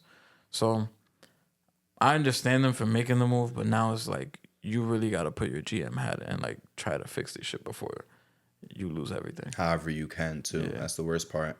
There's definitely way more of like maneuvering they have to do as a front office when it comes to this second apron bullshit. Yeah. And again, we benefited from it because of the trade, but I still don't like it. I think this whole concept is so stupid to me. Oh, the second apron. Yeah, it's stupid to me, to be honest with you. I feel like cap rules. They're gonna end up getting rid of it in should a few years, and then the teams are gonna be like, damn, bro, we like the Nuggets are gonna be like, damn, bro, we low-key missed our window because of this shit. Yeah, imagine getting rid of this shit in like 3 years and it's like, yeah, Jokic would still be nice, but it's like, fuck, we just wasted like 3 Jokic years. Yeah. Just in case they don't win the title in these next 3 years. And it's like, fuck, now he's like 33, 34. Now what do we do? Obviously, the Timberwolves would be like, fuck, we had an upcoming Ant going into his prime. We had a prime Cat.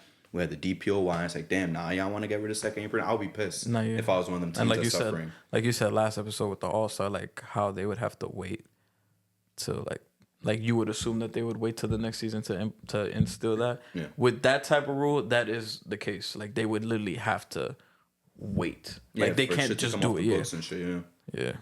Speaking of the All-Star shit, we did talk about it a lot last episode, but now it's official. Yeah. You already know my take. I don't like the concept so far, just because, like I said, dudes like a Wemby who's a sophomore. Obviously, he's gonna be an all-star. What's gonna happen? They picked the worst draft class to finally do this shit. And it's not even just that. It's just I don't like it, bro. I just don't like it. Cool, I get it. The concept, young, hungry guys, they're gonna try hard to beat the all-stars and upset them.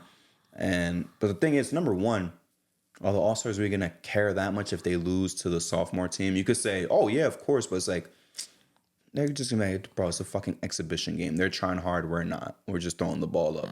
And then obviously my main concern is what happens with the Wemby? What happens with the rookie or sophomore all-star?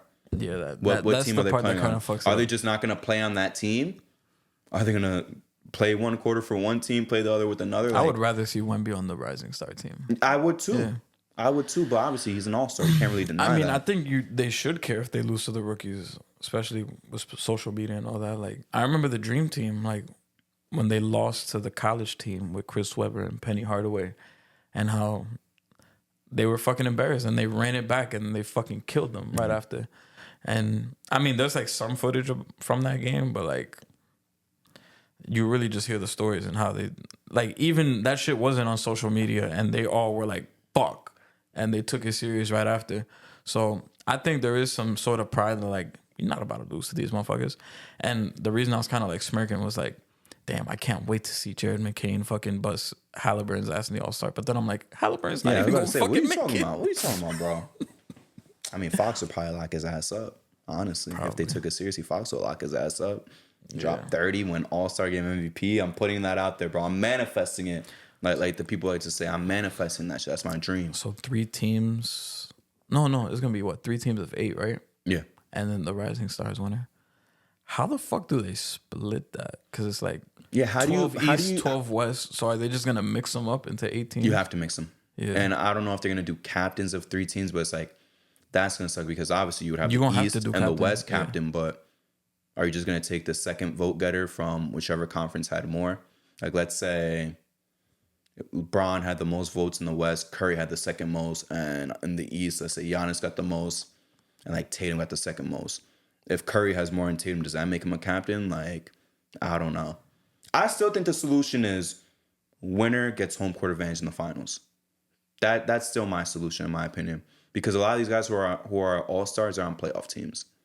It's not likely that an all-star is on a 13 seed. It's happened before, obviously, but it's not that common. So just make it for whoever wins the all-star game, that conference is going to host the NBA Finals. They're going to have home court advantage because a Tatum is obviously going to chase that shit. Yeah. He thinks that his team's going to go to the finals. Giannis, no matter how bad the Bucks are playing, even though they're already back up to the 5 or 6 seed, they're 7 and 9, they're going to still think, if we just get in, we could get to the finals, and then we'll have home court advantage over a 50-plus win team. Embiid, who won't even be an all-star this year, will still be delusional that he can make it. Brunson and Kat are going to think that they can make it, Like, these are all... Paolo's going to think... Because these guys, obviously, no matter what seed they are, they really think that, all right, once we get into the playoffs, we just have to go on a hot streak, and then we'll make it. Yeah. So there's incentive in it. There's like, fuck, if we win and we go to the finals, boom, we get the home court advantage. Bron's always going to think that he could go to the finals. Curry's going to think the Warriors could go to the finals, And who has a strong mentality is going to think they go to the finals. KD and Book, like, I don't see why not just make the incentive. Jokic, Luka. We just saw Luka as a 5 seed go to the finals. I wonder if part of the reason why Adam Silver doesn't try that is because he probably like, damn, like the regular season won't mean as much now because like it still matters though. It still matters, yeah. Because going up into the finals, you're still gonna have the home court advantage. The 1 seed is still gonna have home court advantage until the finals. Where let's say I already know there's gonna be one team that complains because like imagine like the Celtics win 60 games but they lost in the All-Star game and like what the fuck. Tatum should have tried harder.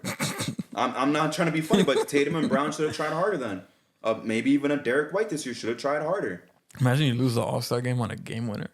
I mean, and bro, like it's not like that anymore in baseball, but it used to be, and it's like, and that was only a couple years ago that they got rid of it, if I'm not mistaken. But it's like these guys played because, like in baseball, we saw the Diamondbacks go to the World Series when they weren't supposed to. Honestly, they won like 85 games or whatever it was. They barely made it. They were a wild card. They beat the Dodgers, and they beat the Phillies. But it's like it's the same thing for ball, bro. Like a 6 seed, 5 seed going to the finals, like they deserve their spot. And yeah, if you tried in the All-Star game and you benefited from it, yeah, give some sort of incentive, bro. Fuck the money. Money's like last resort. Money is absolutely the last resort to me, and it's still nice, and it's still an idea, but that's the last thing you fall back on. The money makes no sense either, because like every guy in the All-Star game, they're getting max deals. Like, how much more do you need? Bro, the poorest dude there is making 30. Yeah, like that's the thing. So that's what I'm saying. Like, incentivize it by having this finals rule. Whoever does it gets home court advantage. Finals rule is gonna like force teams to like, all right, we're gonna have to play great on the road. Like, we're gonna have to be a good road team. We're gonna have to emphasize that second half of the season. Like, if you lose the All-Star game, like that's gonna have to be your mentality. Like, yo, these road games are gonna be super important now. And if you're that good and you're the Celtics, you should be able to win on the road against a 47-win team if you win 60. Yeah, that's really gonna solidify. Like, all right, the top dogs. Like, it shouldn't matter like where the final starts. Like, where it starts or ends. I think I would like that rule even more. I don't know how you would feel about this if they switch the finals back to 2-3-2 format. 2-3-2. Yeah. So I still think keep it how it is 2-2-1-1. Oh, okay. Well, 2-2-1-1-1-1. Because I feel like if we do the All-Star, whoever wins gets home court advantage. I feel like the 2-3-2 makes it balanced. Because like, yeah, you get the first 2 games, the other team gets the next 3 straight, and then you get the last 2. I like how it is though, to be honest with you. I understand you disagree. I know where you're coming from because that's like the baseball format. But I like how it is because it's also the challenge. You might say, fuck, it's tedious travel, but that's part of the challenge. You lost today and now you got to go back to your own city, maybe rest only for 1 day, and now you got to play another game. Yeah. Like, it adds a challenge. I know where you're coming from. It's like, fuck, that's just extra travel and shit like that. But it's like, it's part of the challenge, bro. You couldn't close it now. Now you got to go back. But I feel like for the All-Star idea, I feel like that would be like a balanced solution. Yeah. Because like, I feel like I see the 2-3-2 as like a more like, damn, even if we lost the All-Star game, you get 3 straight games at home to try to close that shit. So it's like, you really need to win 1 on the road. We'll see, bro. It's not going to happen, but I fucking wish. Yeah. I absolutely wish. One team I just want to talk about real quick, Justin. Nothing crazy. We're not going to go too much in depth with them. We did say it's not really going to be a team that we were going to watch. But I did watch a little bit of them recently. Shout out to the Trailblazers. We thought they're gonna be down the water, worst team in the league. Obviously worst team in the conference. They're 6-10 right now. Nothing crazy, but it's unexpected. They did just lose their winning streak right now, but they had a 3-game winning streak. And this came after Chauncey went to the podium. He said something along the lines of, because it was an embarrassing loss, I forgot too, but he said something along the lines of, if you're getting good sleep tonight, you are a loser. And that's obviously is a funny quote, but it could have inspired something in some of these guys. They played much better. Klingon had an 8-block game, which is fucking crazy. He was doing his thing during that stretch. Last game didn't really get too much burn, but they're doing their thing. So just quick shout out to the Blazers. Yeah, shout out to the Blazers. Shout out to Chauncey, lighting the fire under the guys. Like we talked about it. Like this is a deep bad team. Yeah, like they have a lot of options, and yeah, shout out to Klingon, man. 8 blocks is OD. Yeah, 8 blocks is crazy, bro. Shout out to Shaden Sharp finally coming back. He's been playing. He's looking decent. He's doing pretty good so far. And shout out to Tamani Kamara. Oh yeah, yeah. Shout out to him and Simons. I don't know if he came back last game or if he's coming back. But shout out to him doing his thing as well. I don't know if I want to shout out Jeremy Grant. He's just kind of there. Yeah, he's just there. He's not even getting his 20 no more. He's just kind of there. Another young team, just real quick, to talk about too. We touched on them briefly, but Franz and the Magic, bro. Like I just said, they're right behind us. They're the 4 seed. We're a 3 seed. We're tied in wins. They played one more game than us, though, and they lost that game. So I'm very fucking surprised they're even able to do this shit right now. Truly and honestly, I didn't think they were gonna be able to sustain this with Paulo. I thought they were gonna struggle a little bit more. I thought they were still gonna stay in playoff contention, but they're doing their thing, bro. And Franz is a dog, bro. He's looking like an all-star. He looks different than he did last year, where it was like one game you hoop, play bad for 2 games, and hoop another game. Maybe a couple games, again, you're not playing good, and then you have a great game. And his 3-point shot fell off last year. Yeah, and now he's absolutely hooping, bro. He's a dog right now. Yeah. Shout out to Franz. He really looks like an all-star player right now. Like, it's insane. And Paulo's coming back soon, right? Because when he first got hurt, it was, 6 weeks? I think so. It's been like 3 or 4 weeks since that happened. But I think he has to be reevaluated. Yeah, he still has to rehab and shit like that and start doing full contact practice. But he might be back by end of December. That Lakers game, man, Franz, that step back 3 on AD, bro. I was like, bro, no fucking way in hell. And he actually made it. Like, when he shot that shit, I'm like, yo, that is off. Yeah, that's a bad shot. And he made that shit. I'm like, holy shit. I'm like, Franz got some balls. Because prior to that, he shot like a similar shot. He missed it. But then he makes that one. I'm like, God damn. I'm like, yo, he's fucking hooping. But the Magic in general, shout out to them. They've been hooping. I kind of thought they were going to fall off after Paolo got hurt. Anthony Black has been playing real well. That was kind of one thing I want to shout out to. He's hooping. Jalen Suggs has been doing his thing. I mean, KCP got to pick it up. I'm confident he will. Yeah. But hopefully he gets it together. But man, Mo Wagner's been playing great too. Goga Batadze, fucking Dequan picked him up in fantasy.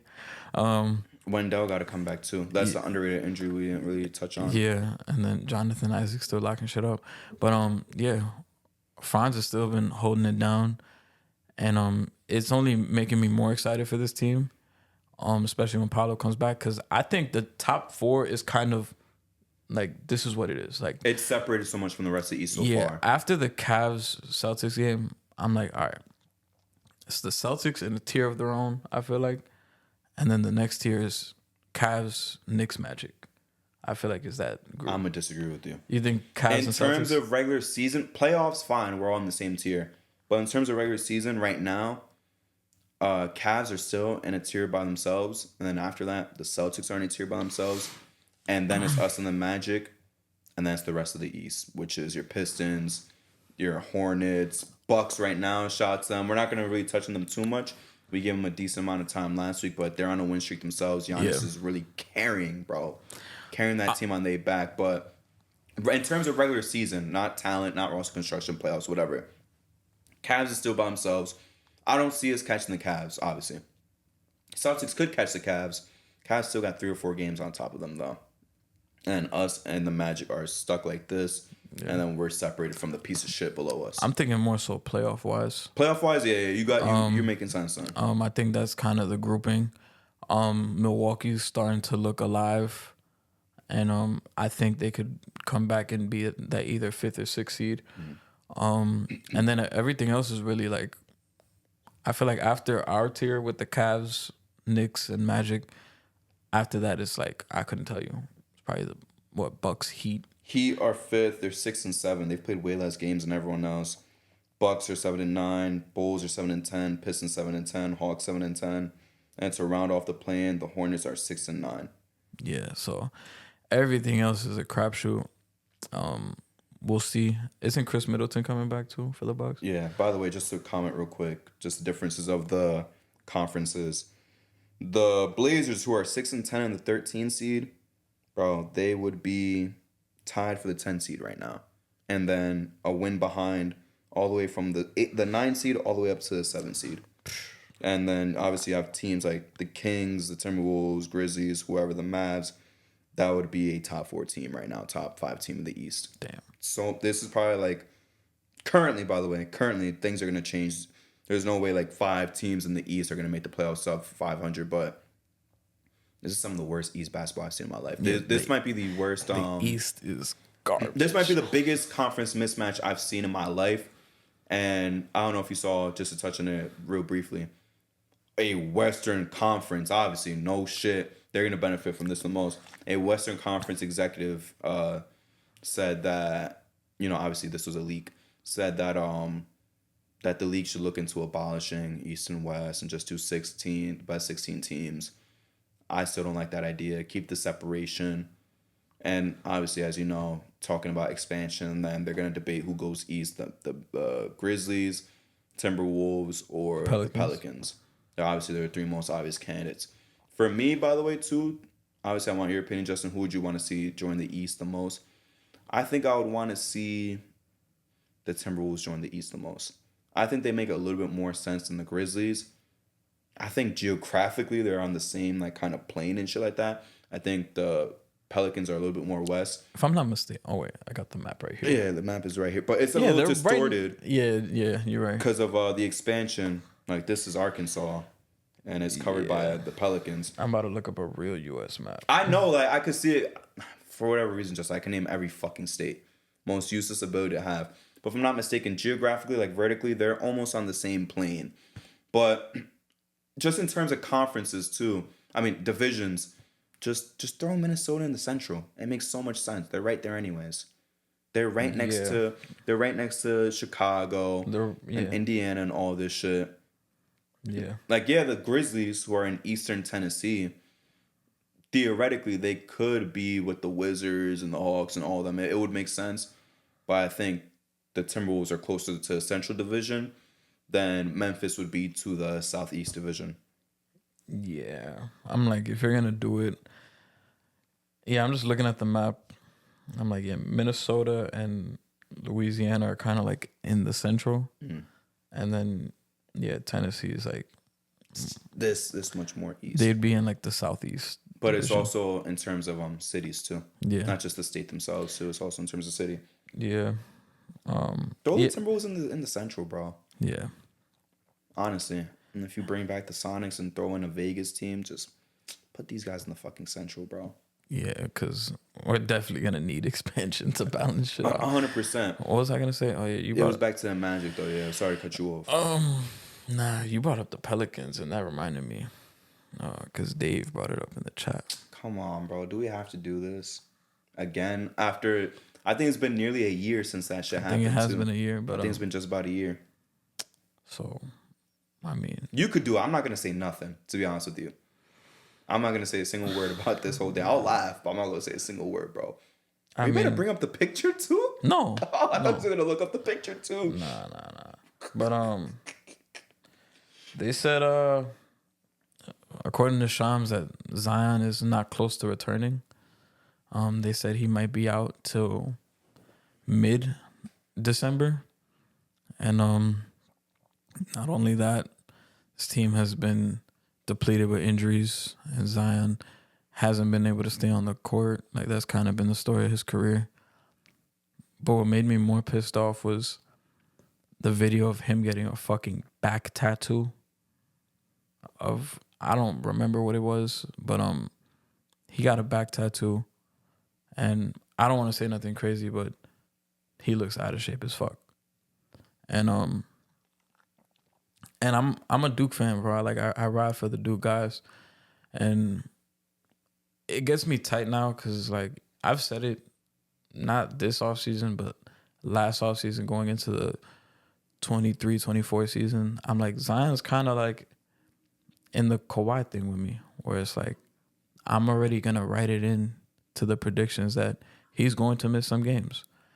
And he's had a couple years here and there where he's played a lot more games than we thought he would, but he's missed way more time than we all would have thought.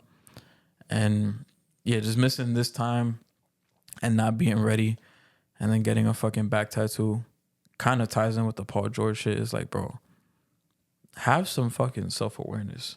Like, yeah, I get, you could go get the tat, but like, I don't know if it was him that posted it or whoever. I would be like, yo, don't post that, please.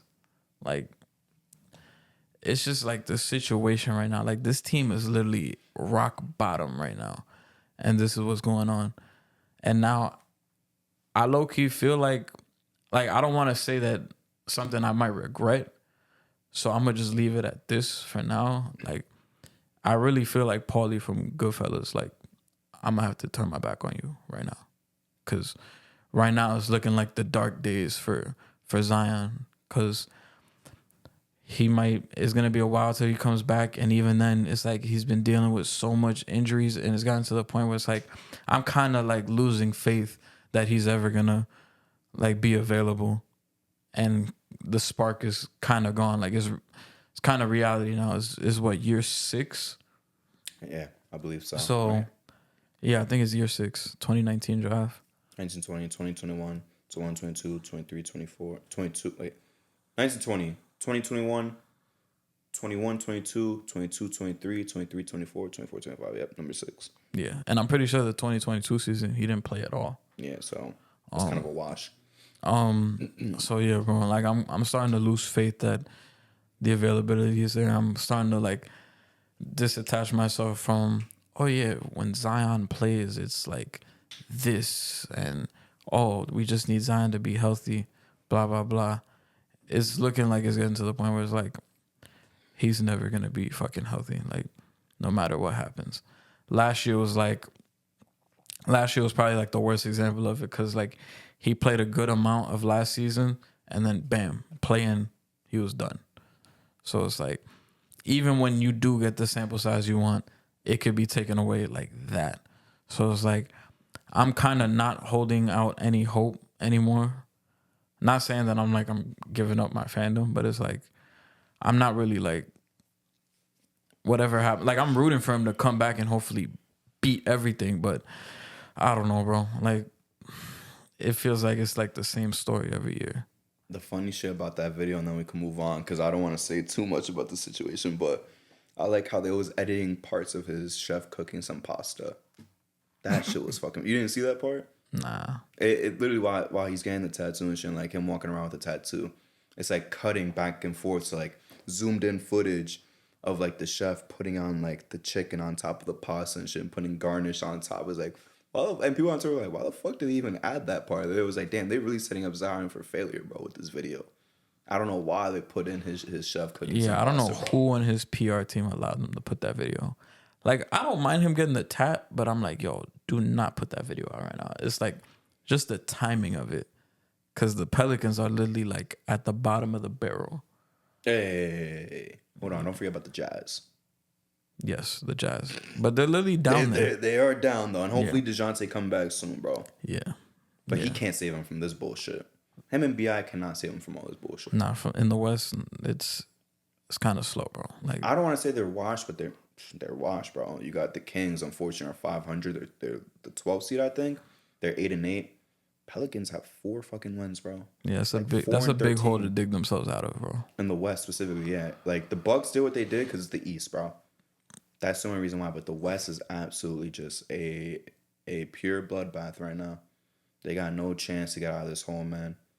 Shout out to BI, man, because we thought they could move on from BI and to be able to do their thing. BI is the only one out there hooping at least. At least he's still out there, even though they are losing. Yeah. His PR, he might have like some of the worst PR in the league, bro. And it's crazy. Between him and Ja. It's literally like a year ago from when we roasted him the first time. With that thumbnail. Yeah. Jeez, bro. Shout out to him. Quick shout out to Westbrook, by the way. 200 triple doubles. Big shout out to him, man. He's responded to me when I really thought that after the first couple of games looking trash that it was time for him to look at retirement homes. Oh, man. He's doing his thing. Shout out to him. Just real quick, too, before we move into MVP of the week, just unless there's another topic you want to cover. The Cavs streak is over. Phenomenal streak. They did their thing. Ran into the Celtics, though. They competed, though. I'll say that. They competed until the very end. Darius Garland's been playing fairly well this year. That was an ugly-ass fucking game from him, unfortunately. Yeah, that was horrible. They could have gotten the job done. Bro, literally, if he just made 2 more shots, mathematically, obviously, we never know how much the game flow would change if he did make 2-3 more shots. But in theory, just 2-3 more shots, they would have won that game if he made them. But he was shooting beyond terribly. Yeah. D. Mitch still did his thing, though. Tatum hoop, but damn. I really wanted them. Because I even said it, too, in the chat. I was like, yo, if they get past the Celtics, I think they'll get to 20. And after that, everything's up in the air. And obviously, they just won the game after they beat the Celtics. But I truly think they would have gotten to 20 if they just beat the Celtics. It was just too much for them to handle, though. Yeah, they played the Pelicans the day after. Smoked them. Fried. And it's so funny. The Pelicans are so cooked that they fucking signed Elfrid Payton the morning of. And he was starting that day. Yep. And he hadn't played. Elfrid He Payton. hadn't been on an NBA team in dumb long. Fuck Elfrid Payton. Where did he go after us? Did he go to Phoenix? Yes, he was a Sun. He was a Sun. So he was a Magic, a Knick, a Sun, and I think he was done after that. You could correct me if I'm wrong. He was Magic, Sun. Oh, Sun first. Okay. Pelican, Knick, Sun, and now he's on the Pelicans. So it was a Sun twice and a Pelican twice. Bro, he was on. Last time he played was 2022. I'm not gonna lie. This is one of my biggest misses too in terms of draft. This is what I'm talking about. I thought he was gonna be nice. They had him compared to Rondo, and obviously Rondo was one of my favorite players. I remember that. And hey, he's got a job. He's got a job, though. I'll say that much. He's got a job. Shout out to him. We happy to see that. But I wouldn't, if I'm a Cavs fan, if I'm the Cavs themselves, I wouldn't let this Celtics game bring me down. You competed with them. Last season in the playoffs, you guys were competing too until D. Mitch went down. I wouldn't let them lower their let this game lower their confidence anyways. And yeah. You guys were bound to lose. Might as well have got out the way, and you got out the way against a really good team. I want to know your opinion on this. I would rather break my streak to like a good team that we know we're going to be chasing in the playoffs rather than the embarrassment of losing to fucking Philly, I guess, at this point. Philly, Pelicans, Blazers, some Jazz. Yeah, the Wizards. Just get out the way. Yeah, it's better that they lost to the defending champs. In a good game, too. Yeah, and that was a good thing, too. The fact that they came back was like the bright spot because there was a point where they were getting smoked. And if the Celtics won like that, like smoking them, I'm like, damn, okay. I mean, it wouldn't really matter because I would still think they're legit. But I'm like, all right, that only like amplifies my fucking thing of the hierarchy of the East. But they came back, they fought hard, and they played a real good game. And I don't think they should hang their heads off of that. They could still be.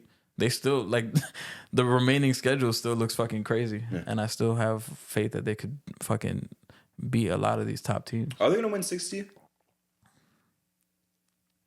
I feel like they would have to start playing pretty bad for them not to.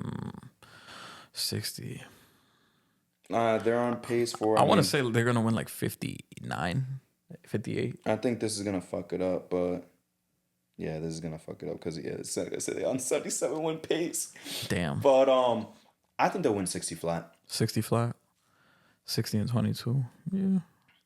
It gives them leniency to lose another 21 games. Yeah. I don't think that's bad at all. You know. I think they could win the 60. I think they could lock up the 1 seed. Celtics are doing their thing. They're right on their heels, as I've said numerous times in this episode. But Cavs have all the space in the world to go for that 60, bro. And another thing too, I'm sorry to cut you off, is also Celtics don't got a gun for the 1 seed. That's what I was gonna say. Cavs have to. Yeah, Celtics, they don't really gotta prioritize that. And they would avoid them completely in the playoffs all the way until the conference finals, assuming they beat the 8 seed and the 4 or 5 seed. That is a big deal. Makes the most sense for them. Get home court advantage for the entire Eastern playoffs. We'll see with the West and the finals. But you get to avoid the Celtics if they stay number 2 till the ECF. That's why the Knicks, you gotta pick it up. Well, that's the thing that sucks. Even if we pick it up, unfortunately, it doesn't mean anything. We're gonna run into the Celtics a little bit earlier than we want. Yeah, because if we get the 3 seed, we'd have to run into them, round 2? Round 2. That's assuming both of us win. Hopefully they lose against the 7 seed, but who are they gonna play in the 7 seed? The Hawks, the Pistons. It's a wash, bro.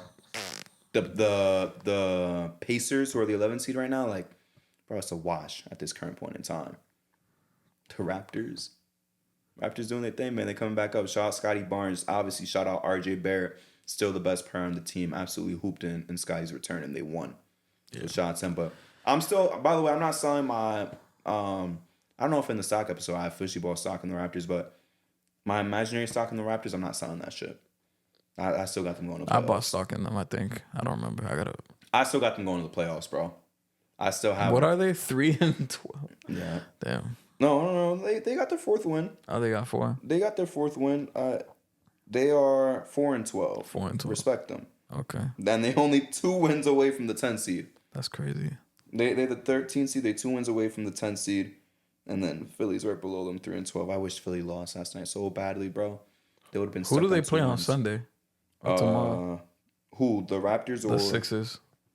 Sixers play the Clippers. Please, Clippers fry. Lose. And then they're gonna lose the next game because they play Houston, I think. Raptors play Cavs tomorrow as well. Yeah, GG's. That's a wash. Sorry. And then you said next they're gonna play the Rockets. You said the Sixers, I think. Sixers and Rockets.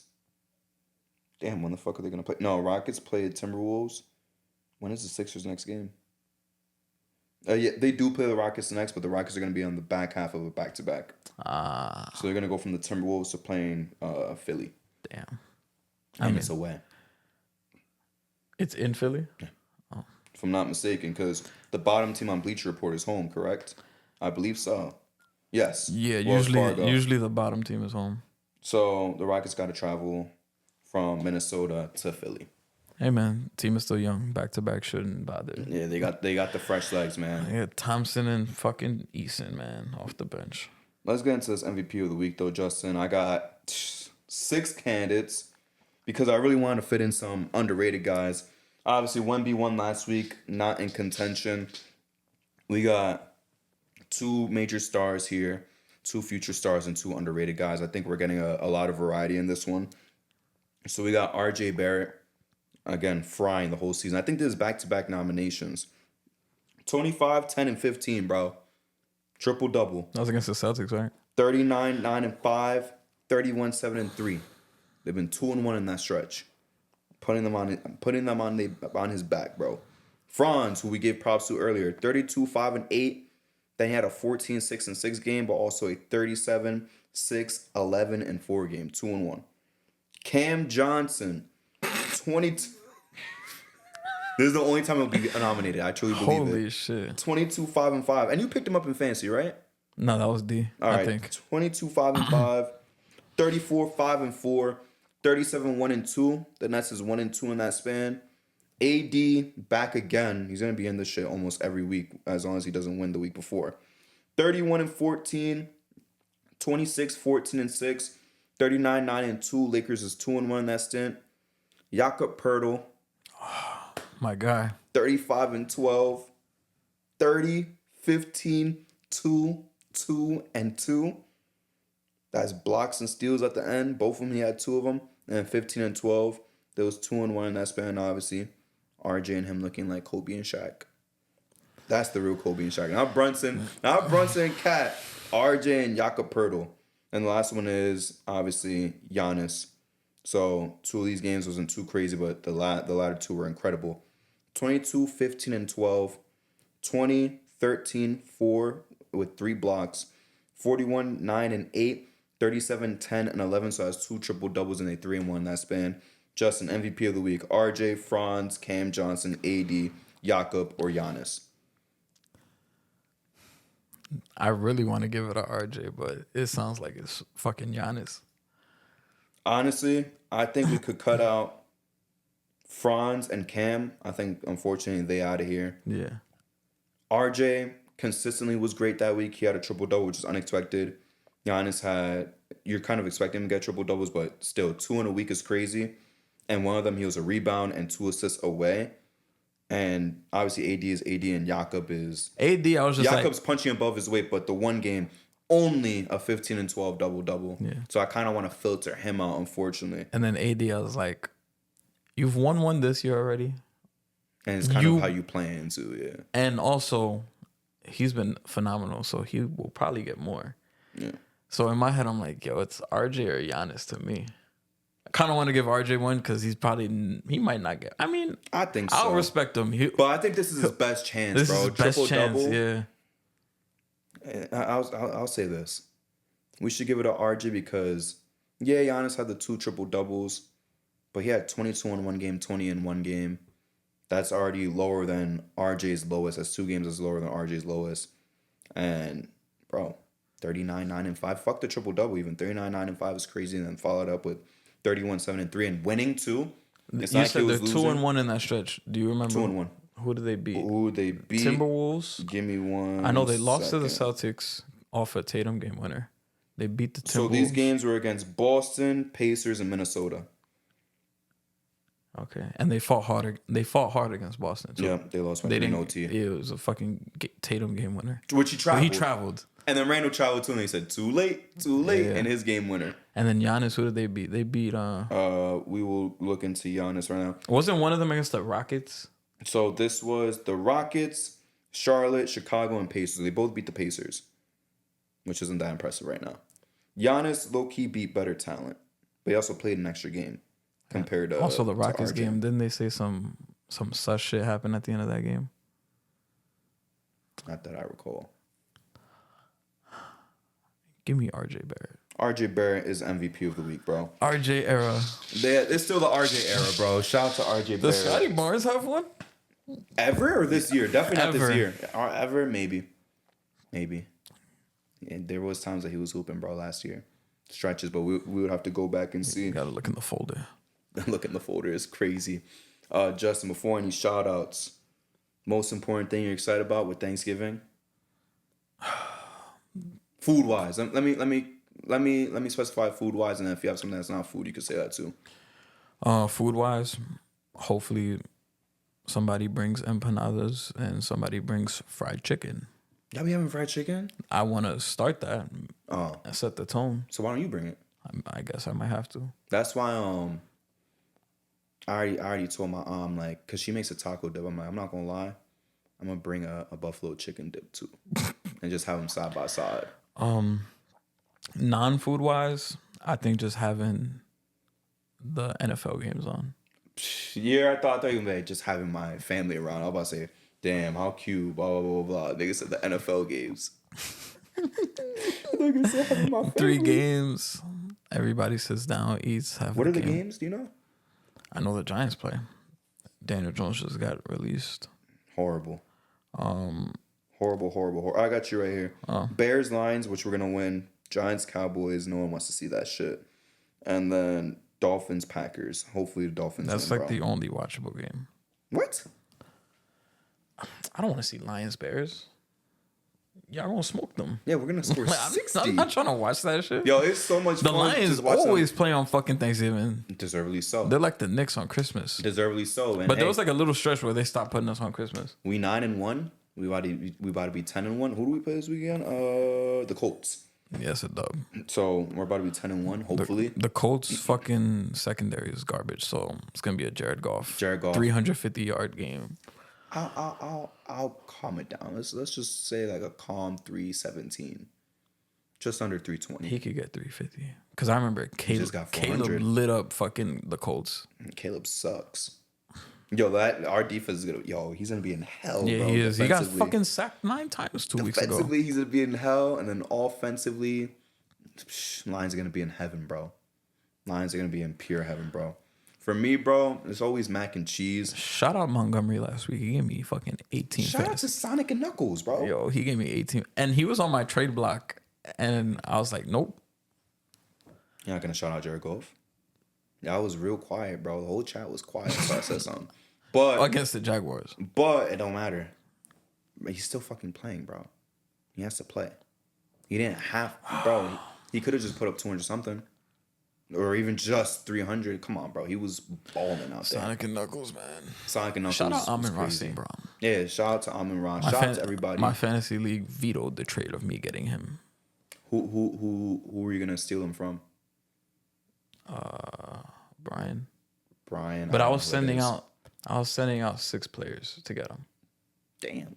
My Herschel team Walker has trade. In theory, my team probably would have been worse because I was throwing out. Cooper Kupp was in that trade. Why was you so desperate to get him though? 6 players is OD, bro. Because I knew what Amon-Ra could do. Yeah, but still 6 is OD, bro. Yeah, and one of the players in that trade was Brock Bowers, who gave me 30 fantasy last week. Shout out to him. Shout out to him. What was I saying though? Mac and cheese is my favorite part.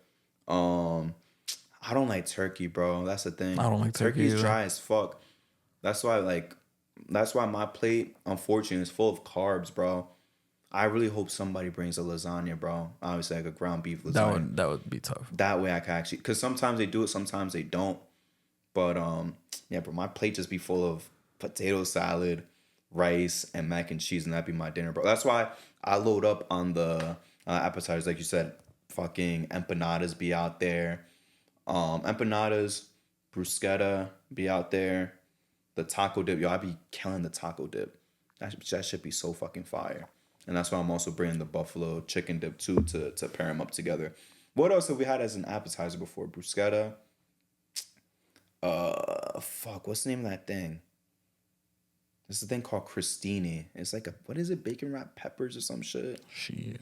Let me see what it is. That shit bust too. I ain't gonna lie, bro. I might have to set the tone and get some fried chicken for Thanksgiving.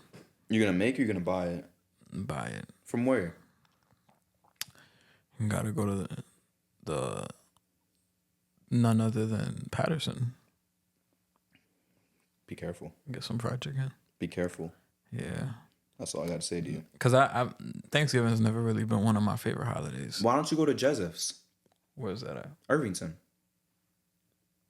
They make good chicken, bro. I haven't had it, but that's what I heard. They make good chicken. Go to Jezef's. You got nothing to lose. Just your life. Man, shout out to Kennedy Fried Chicken. Yeah, you fuck with Kennedy or Crowns more? I've never been to Crowns. I think Crowns a little bit better. It's almost the same shit, but shout out to Italian cheeseburgers, bro. You had one before? That shit bangs. I don't know why it's called Italian. It's just a regular cheeseburger. I don't think you'll fuck with it. Obviously, because it has cheese in it, but also has ketchup, mayo, and French fries inside. I don't know what the Italian part comes from, to be honest with you. You said ketchup, mayo, French fries. French fries in it. I would eat that without the cheese. Without the cheese, yeah. That shit bust. I ain't gonna lie. Yeah. And I think it comes with the vegetables. Sometimes with the vegetables, sometimes without it, but I fucking love Crowns, bro. Yeah, Thanksgiving has never really been one of my favorite holidays. Because it's like, it's the same food every fucking year. So I'm like, let's change it up. That's why I love Christmas. And Christmas is also at my house too. Like, my mom be throwing it down. Christmas will be chivo. My aunt will bring pernil, and then there's my other aunt will still bring the mac and cheese too. Like, pause, but the protein's just better on Christmas for me personally. I don't give a fuck about turkey at all.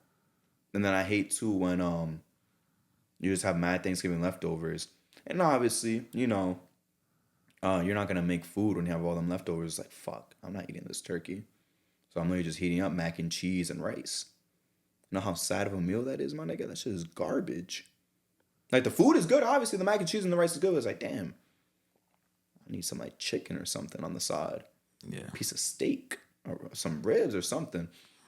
I would love to be like you, set the tone with a main dish. They wouldn't let me, though. They wouldn't let me. I wouldn't be able to bring a fried chicken or some ribs or something. Even if I made it, they wouldn't let me do it. That's why I'm like, I gotta start off small. And it's a win-win for me too, because if I bring fried chicken, not only am I gonna eat it, if nobody else eats it, I'm taking that shit to work the next day. Taking that shit home, yeah. Take that shit home. My non-favorite part, though, I'm not gonna say family. My favorite part's all the fucking beer, bro. You could just sit around and drink the whole fucking day. I think I'm gonna drive up, make my girl drive back. I think that's how much I'm gonna get.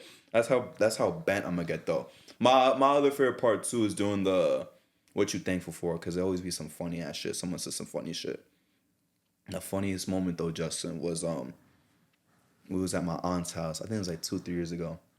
Now I got 2 cousins that's close to my age. I think they both 19 right now, if I'm not mistaken. My uncle's mom came. We're not related to my uncle. Like, he got married in. My uncle's mom came from DR and she was staying for a couple of months. And this is when they first moved in. And she's mad religious, and I felt kind of bad. But it was funny. So I'm holding both my cousins' hands, right? One's a boy, one's a girl. And while the prayer's going on, I'm going like this. Like, I'm shaking, and they're trying not to laugh. Like, they're doing the dequan and shit. They're trying not to laugh. They're going like this, biting their shirt. I'm going like this, and she's saying in Spanish, like, thank you so much, God, bringing us together. And I'm literally just like this. I'm like, and then one of them bust out, like, laughing, and she stopped, and she stared at them. And then I started gassing. I was like, come on, bro, grow up. And then they got fucking tight. They both got tight at me. I was like, yo, come on, grow up, bro. Like, y'all can't stop laughing for 1 minute.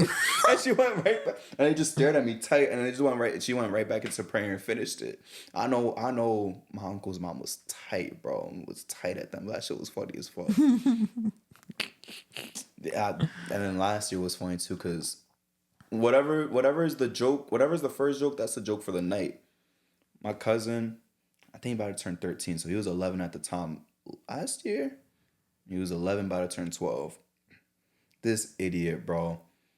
You know the little slit in the eyebrow and shit? Yeah. He tried to do it himself. That shit looked terrible. And we was clowning that nigga the whole night. I started crying because it was flat.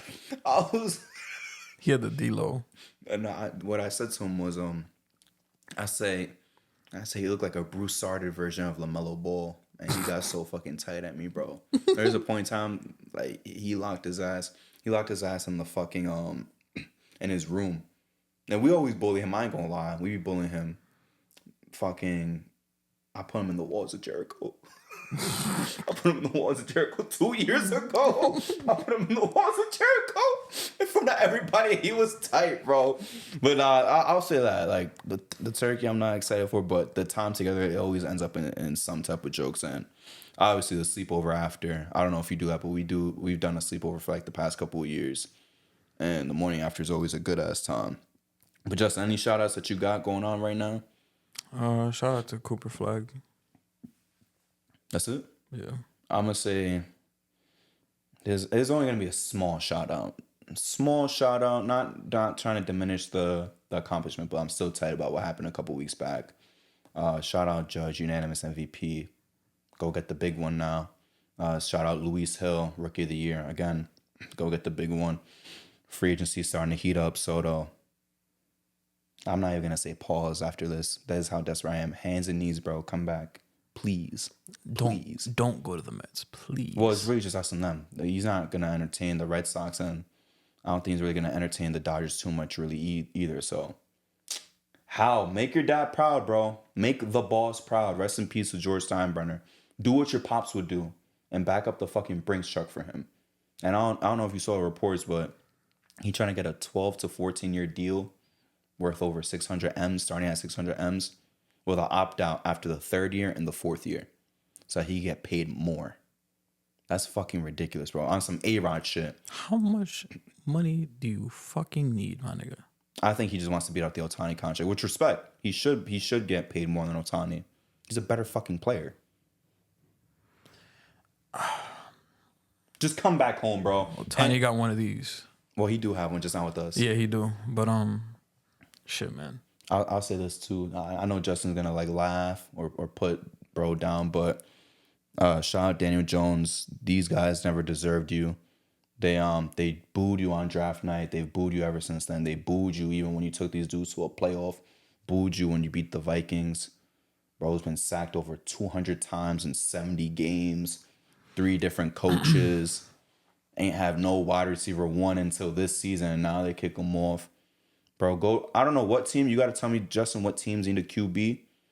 But whatever team you go to, honestly. They said the Raiders and I was about to say, it's really just the Raiders. The Raiders and Niners got the Niners is kind of weird. Raiders don't. It's because Brock Purdy's out for some time. Because I looked at every team, I was like, damn, it's just the Raiders. But they'll only pick him up if they don't get Shador. Because they're like sucking his dick, basically, on trying to get him on the draft. Especially the owner. But I really just think it's the Raiders for him. And that's based on the Shador stuff. But it's like, when I looked at every team in the stands, like, fuck, they got Trevor Lawrence. I mean, the Browns need a quarterback, low key. Need? I mean, Jameis is... He's cool. He's still going to throw them picks. Actually, no, I respect Jameis. They won in that fucking snow globe game. That game was crazy, too. Was crazy. I actually watched it, so that game was crazy, but... I respect Jameis for that. How's their O-line, though? Solid. If they protect him, better than Giants? Hell yeah. If they protect him, bro, he's gonna cook. That's why I told my brother. My brother was like, they had this nigga practicing to be a fucking safety before they kicked him off. I was like, unnecessary ass humiliation ritual. Yo, I know the Browns is a clown franchise. By the way, Myles Garrett, you gotta chill out. Trying to say he's better than Watt just because of one game in one season. You gotta chill the fuck out. You ain't see that shit? That he's better than TJ or JJ? Whichever one's on the Steelers. Oh, TJ. TJ, yeah. I mean, JJ retired, but that nigga was... But he was saying, he was like, he said respect to Watt. That's what I said in the quote. But he's like, but I'm the best defensive player. From the edge to the whole defense, I'm the best fucking he's talking about TJ. I was going to be like, nigga, you were not better than JJ Watt. JJ Watt was getting MVP. But you're not better than TJ either. Yeah, JJ Watt was getting MVP votes. And someone posted up TJ's and Myles Garrett's fucking things, and I think TJ's only played 3 more games, and he is smoking him in every stat. TJ, bro. TJ is... And every stat, he's smoking him like crazy. TJ is anchoring that fucking defense. Like, every game they win, it's like 18-16, 19 to fucking 18. Like, who's the Saints QB? The Saints? Yeah. Spencer Rattler right now. I mean, it's Derek Carr, but I think... I was going to say Derek Carr. I think he got hurt, but right now it's like Spencer Rattler, Derek Carr. That could be an option. At least to back up. That could be an option. Yeah. I mean, going forward, it's probably going to be back up. Unless he's a Raider. Or like you're saying, the Browns. I mean, the Raiders right now. Daniel Jones, please go to Cleveland and win 8 games, bro. And everyone will shut the fuck up. Please. Please, bro. Nah, Jameis is... It's more upside with Jameis. Upside is crazy. Yeah, which is crazy. No, I'm going to have to disagree. Hey, man, go to the Jets. Would you be tight if he goes to the Jets and he hoops?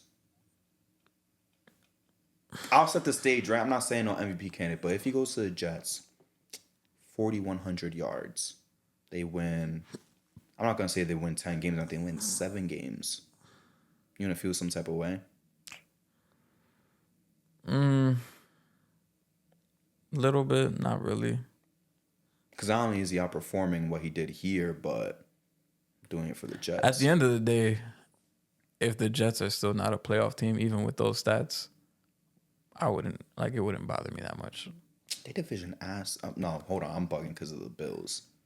I am tweaking the fuck out. I forgot about the Bills, but the rest of the division's ass, bro. Nah, yeah, that's how much they could compete. That's how much of the downfall of the Jets had. Like, Daniel Jones could have a career year, and if the Jets missed the playoffs, I wouldn't even blink an eye at his season. They could win 10 games, maybe. Say they win 10 games to go to the playoffs. I'm not saying they can win 10 games with the weapons. I thought you were saying at this point forward. No, like, hell if, no. If they win 10 games, I know you would be tight, and then make it as a wild card. Yeah, I'll be tight. So it's really just the Jets on a maybe. The Jets, the Browns, and the Raiders to start, and that's only if whatever goes on with Aaron Rodgers. Yeah. You got 3 chances, bro. I would take the Browns offer. I know there's no offer right now, but I would definitely go along with them. I mean, I saw a report that the Niners and Raiders got their eye on him. Yes. Yeah. Because Brock Purdy's out, but I don't know for how long. Go the Niners, bro.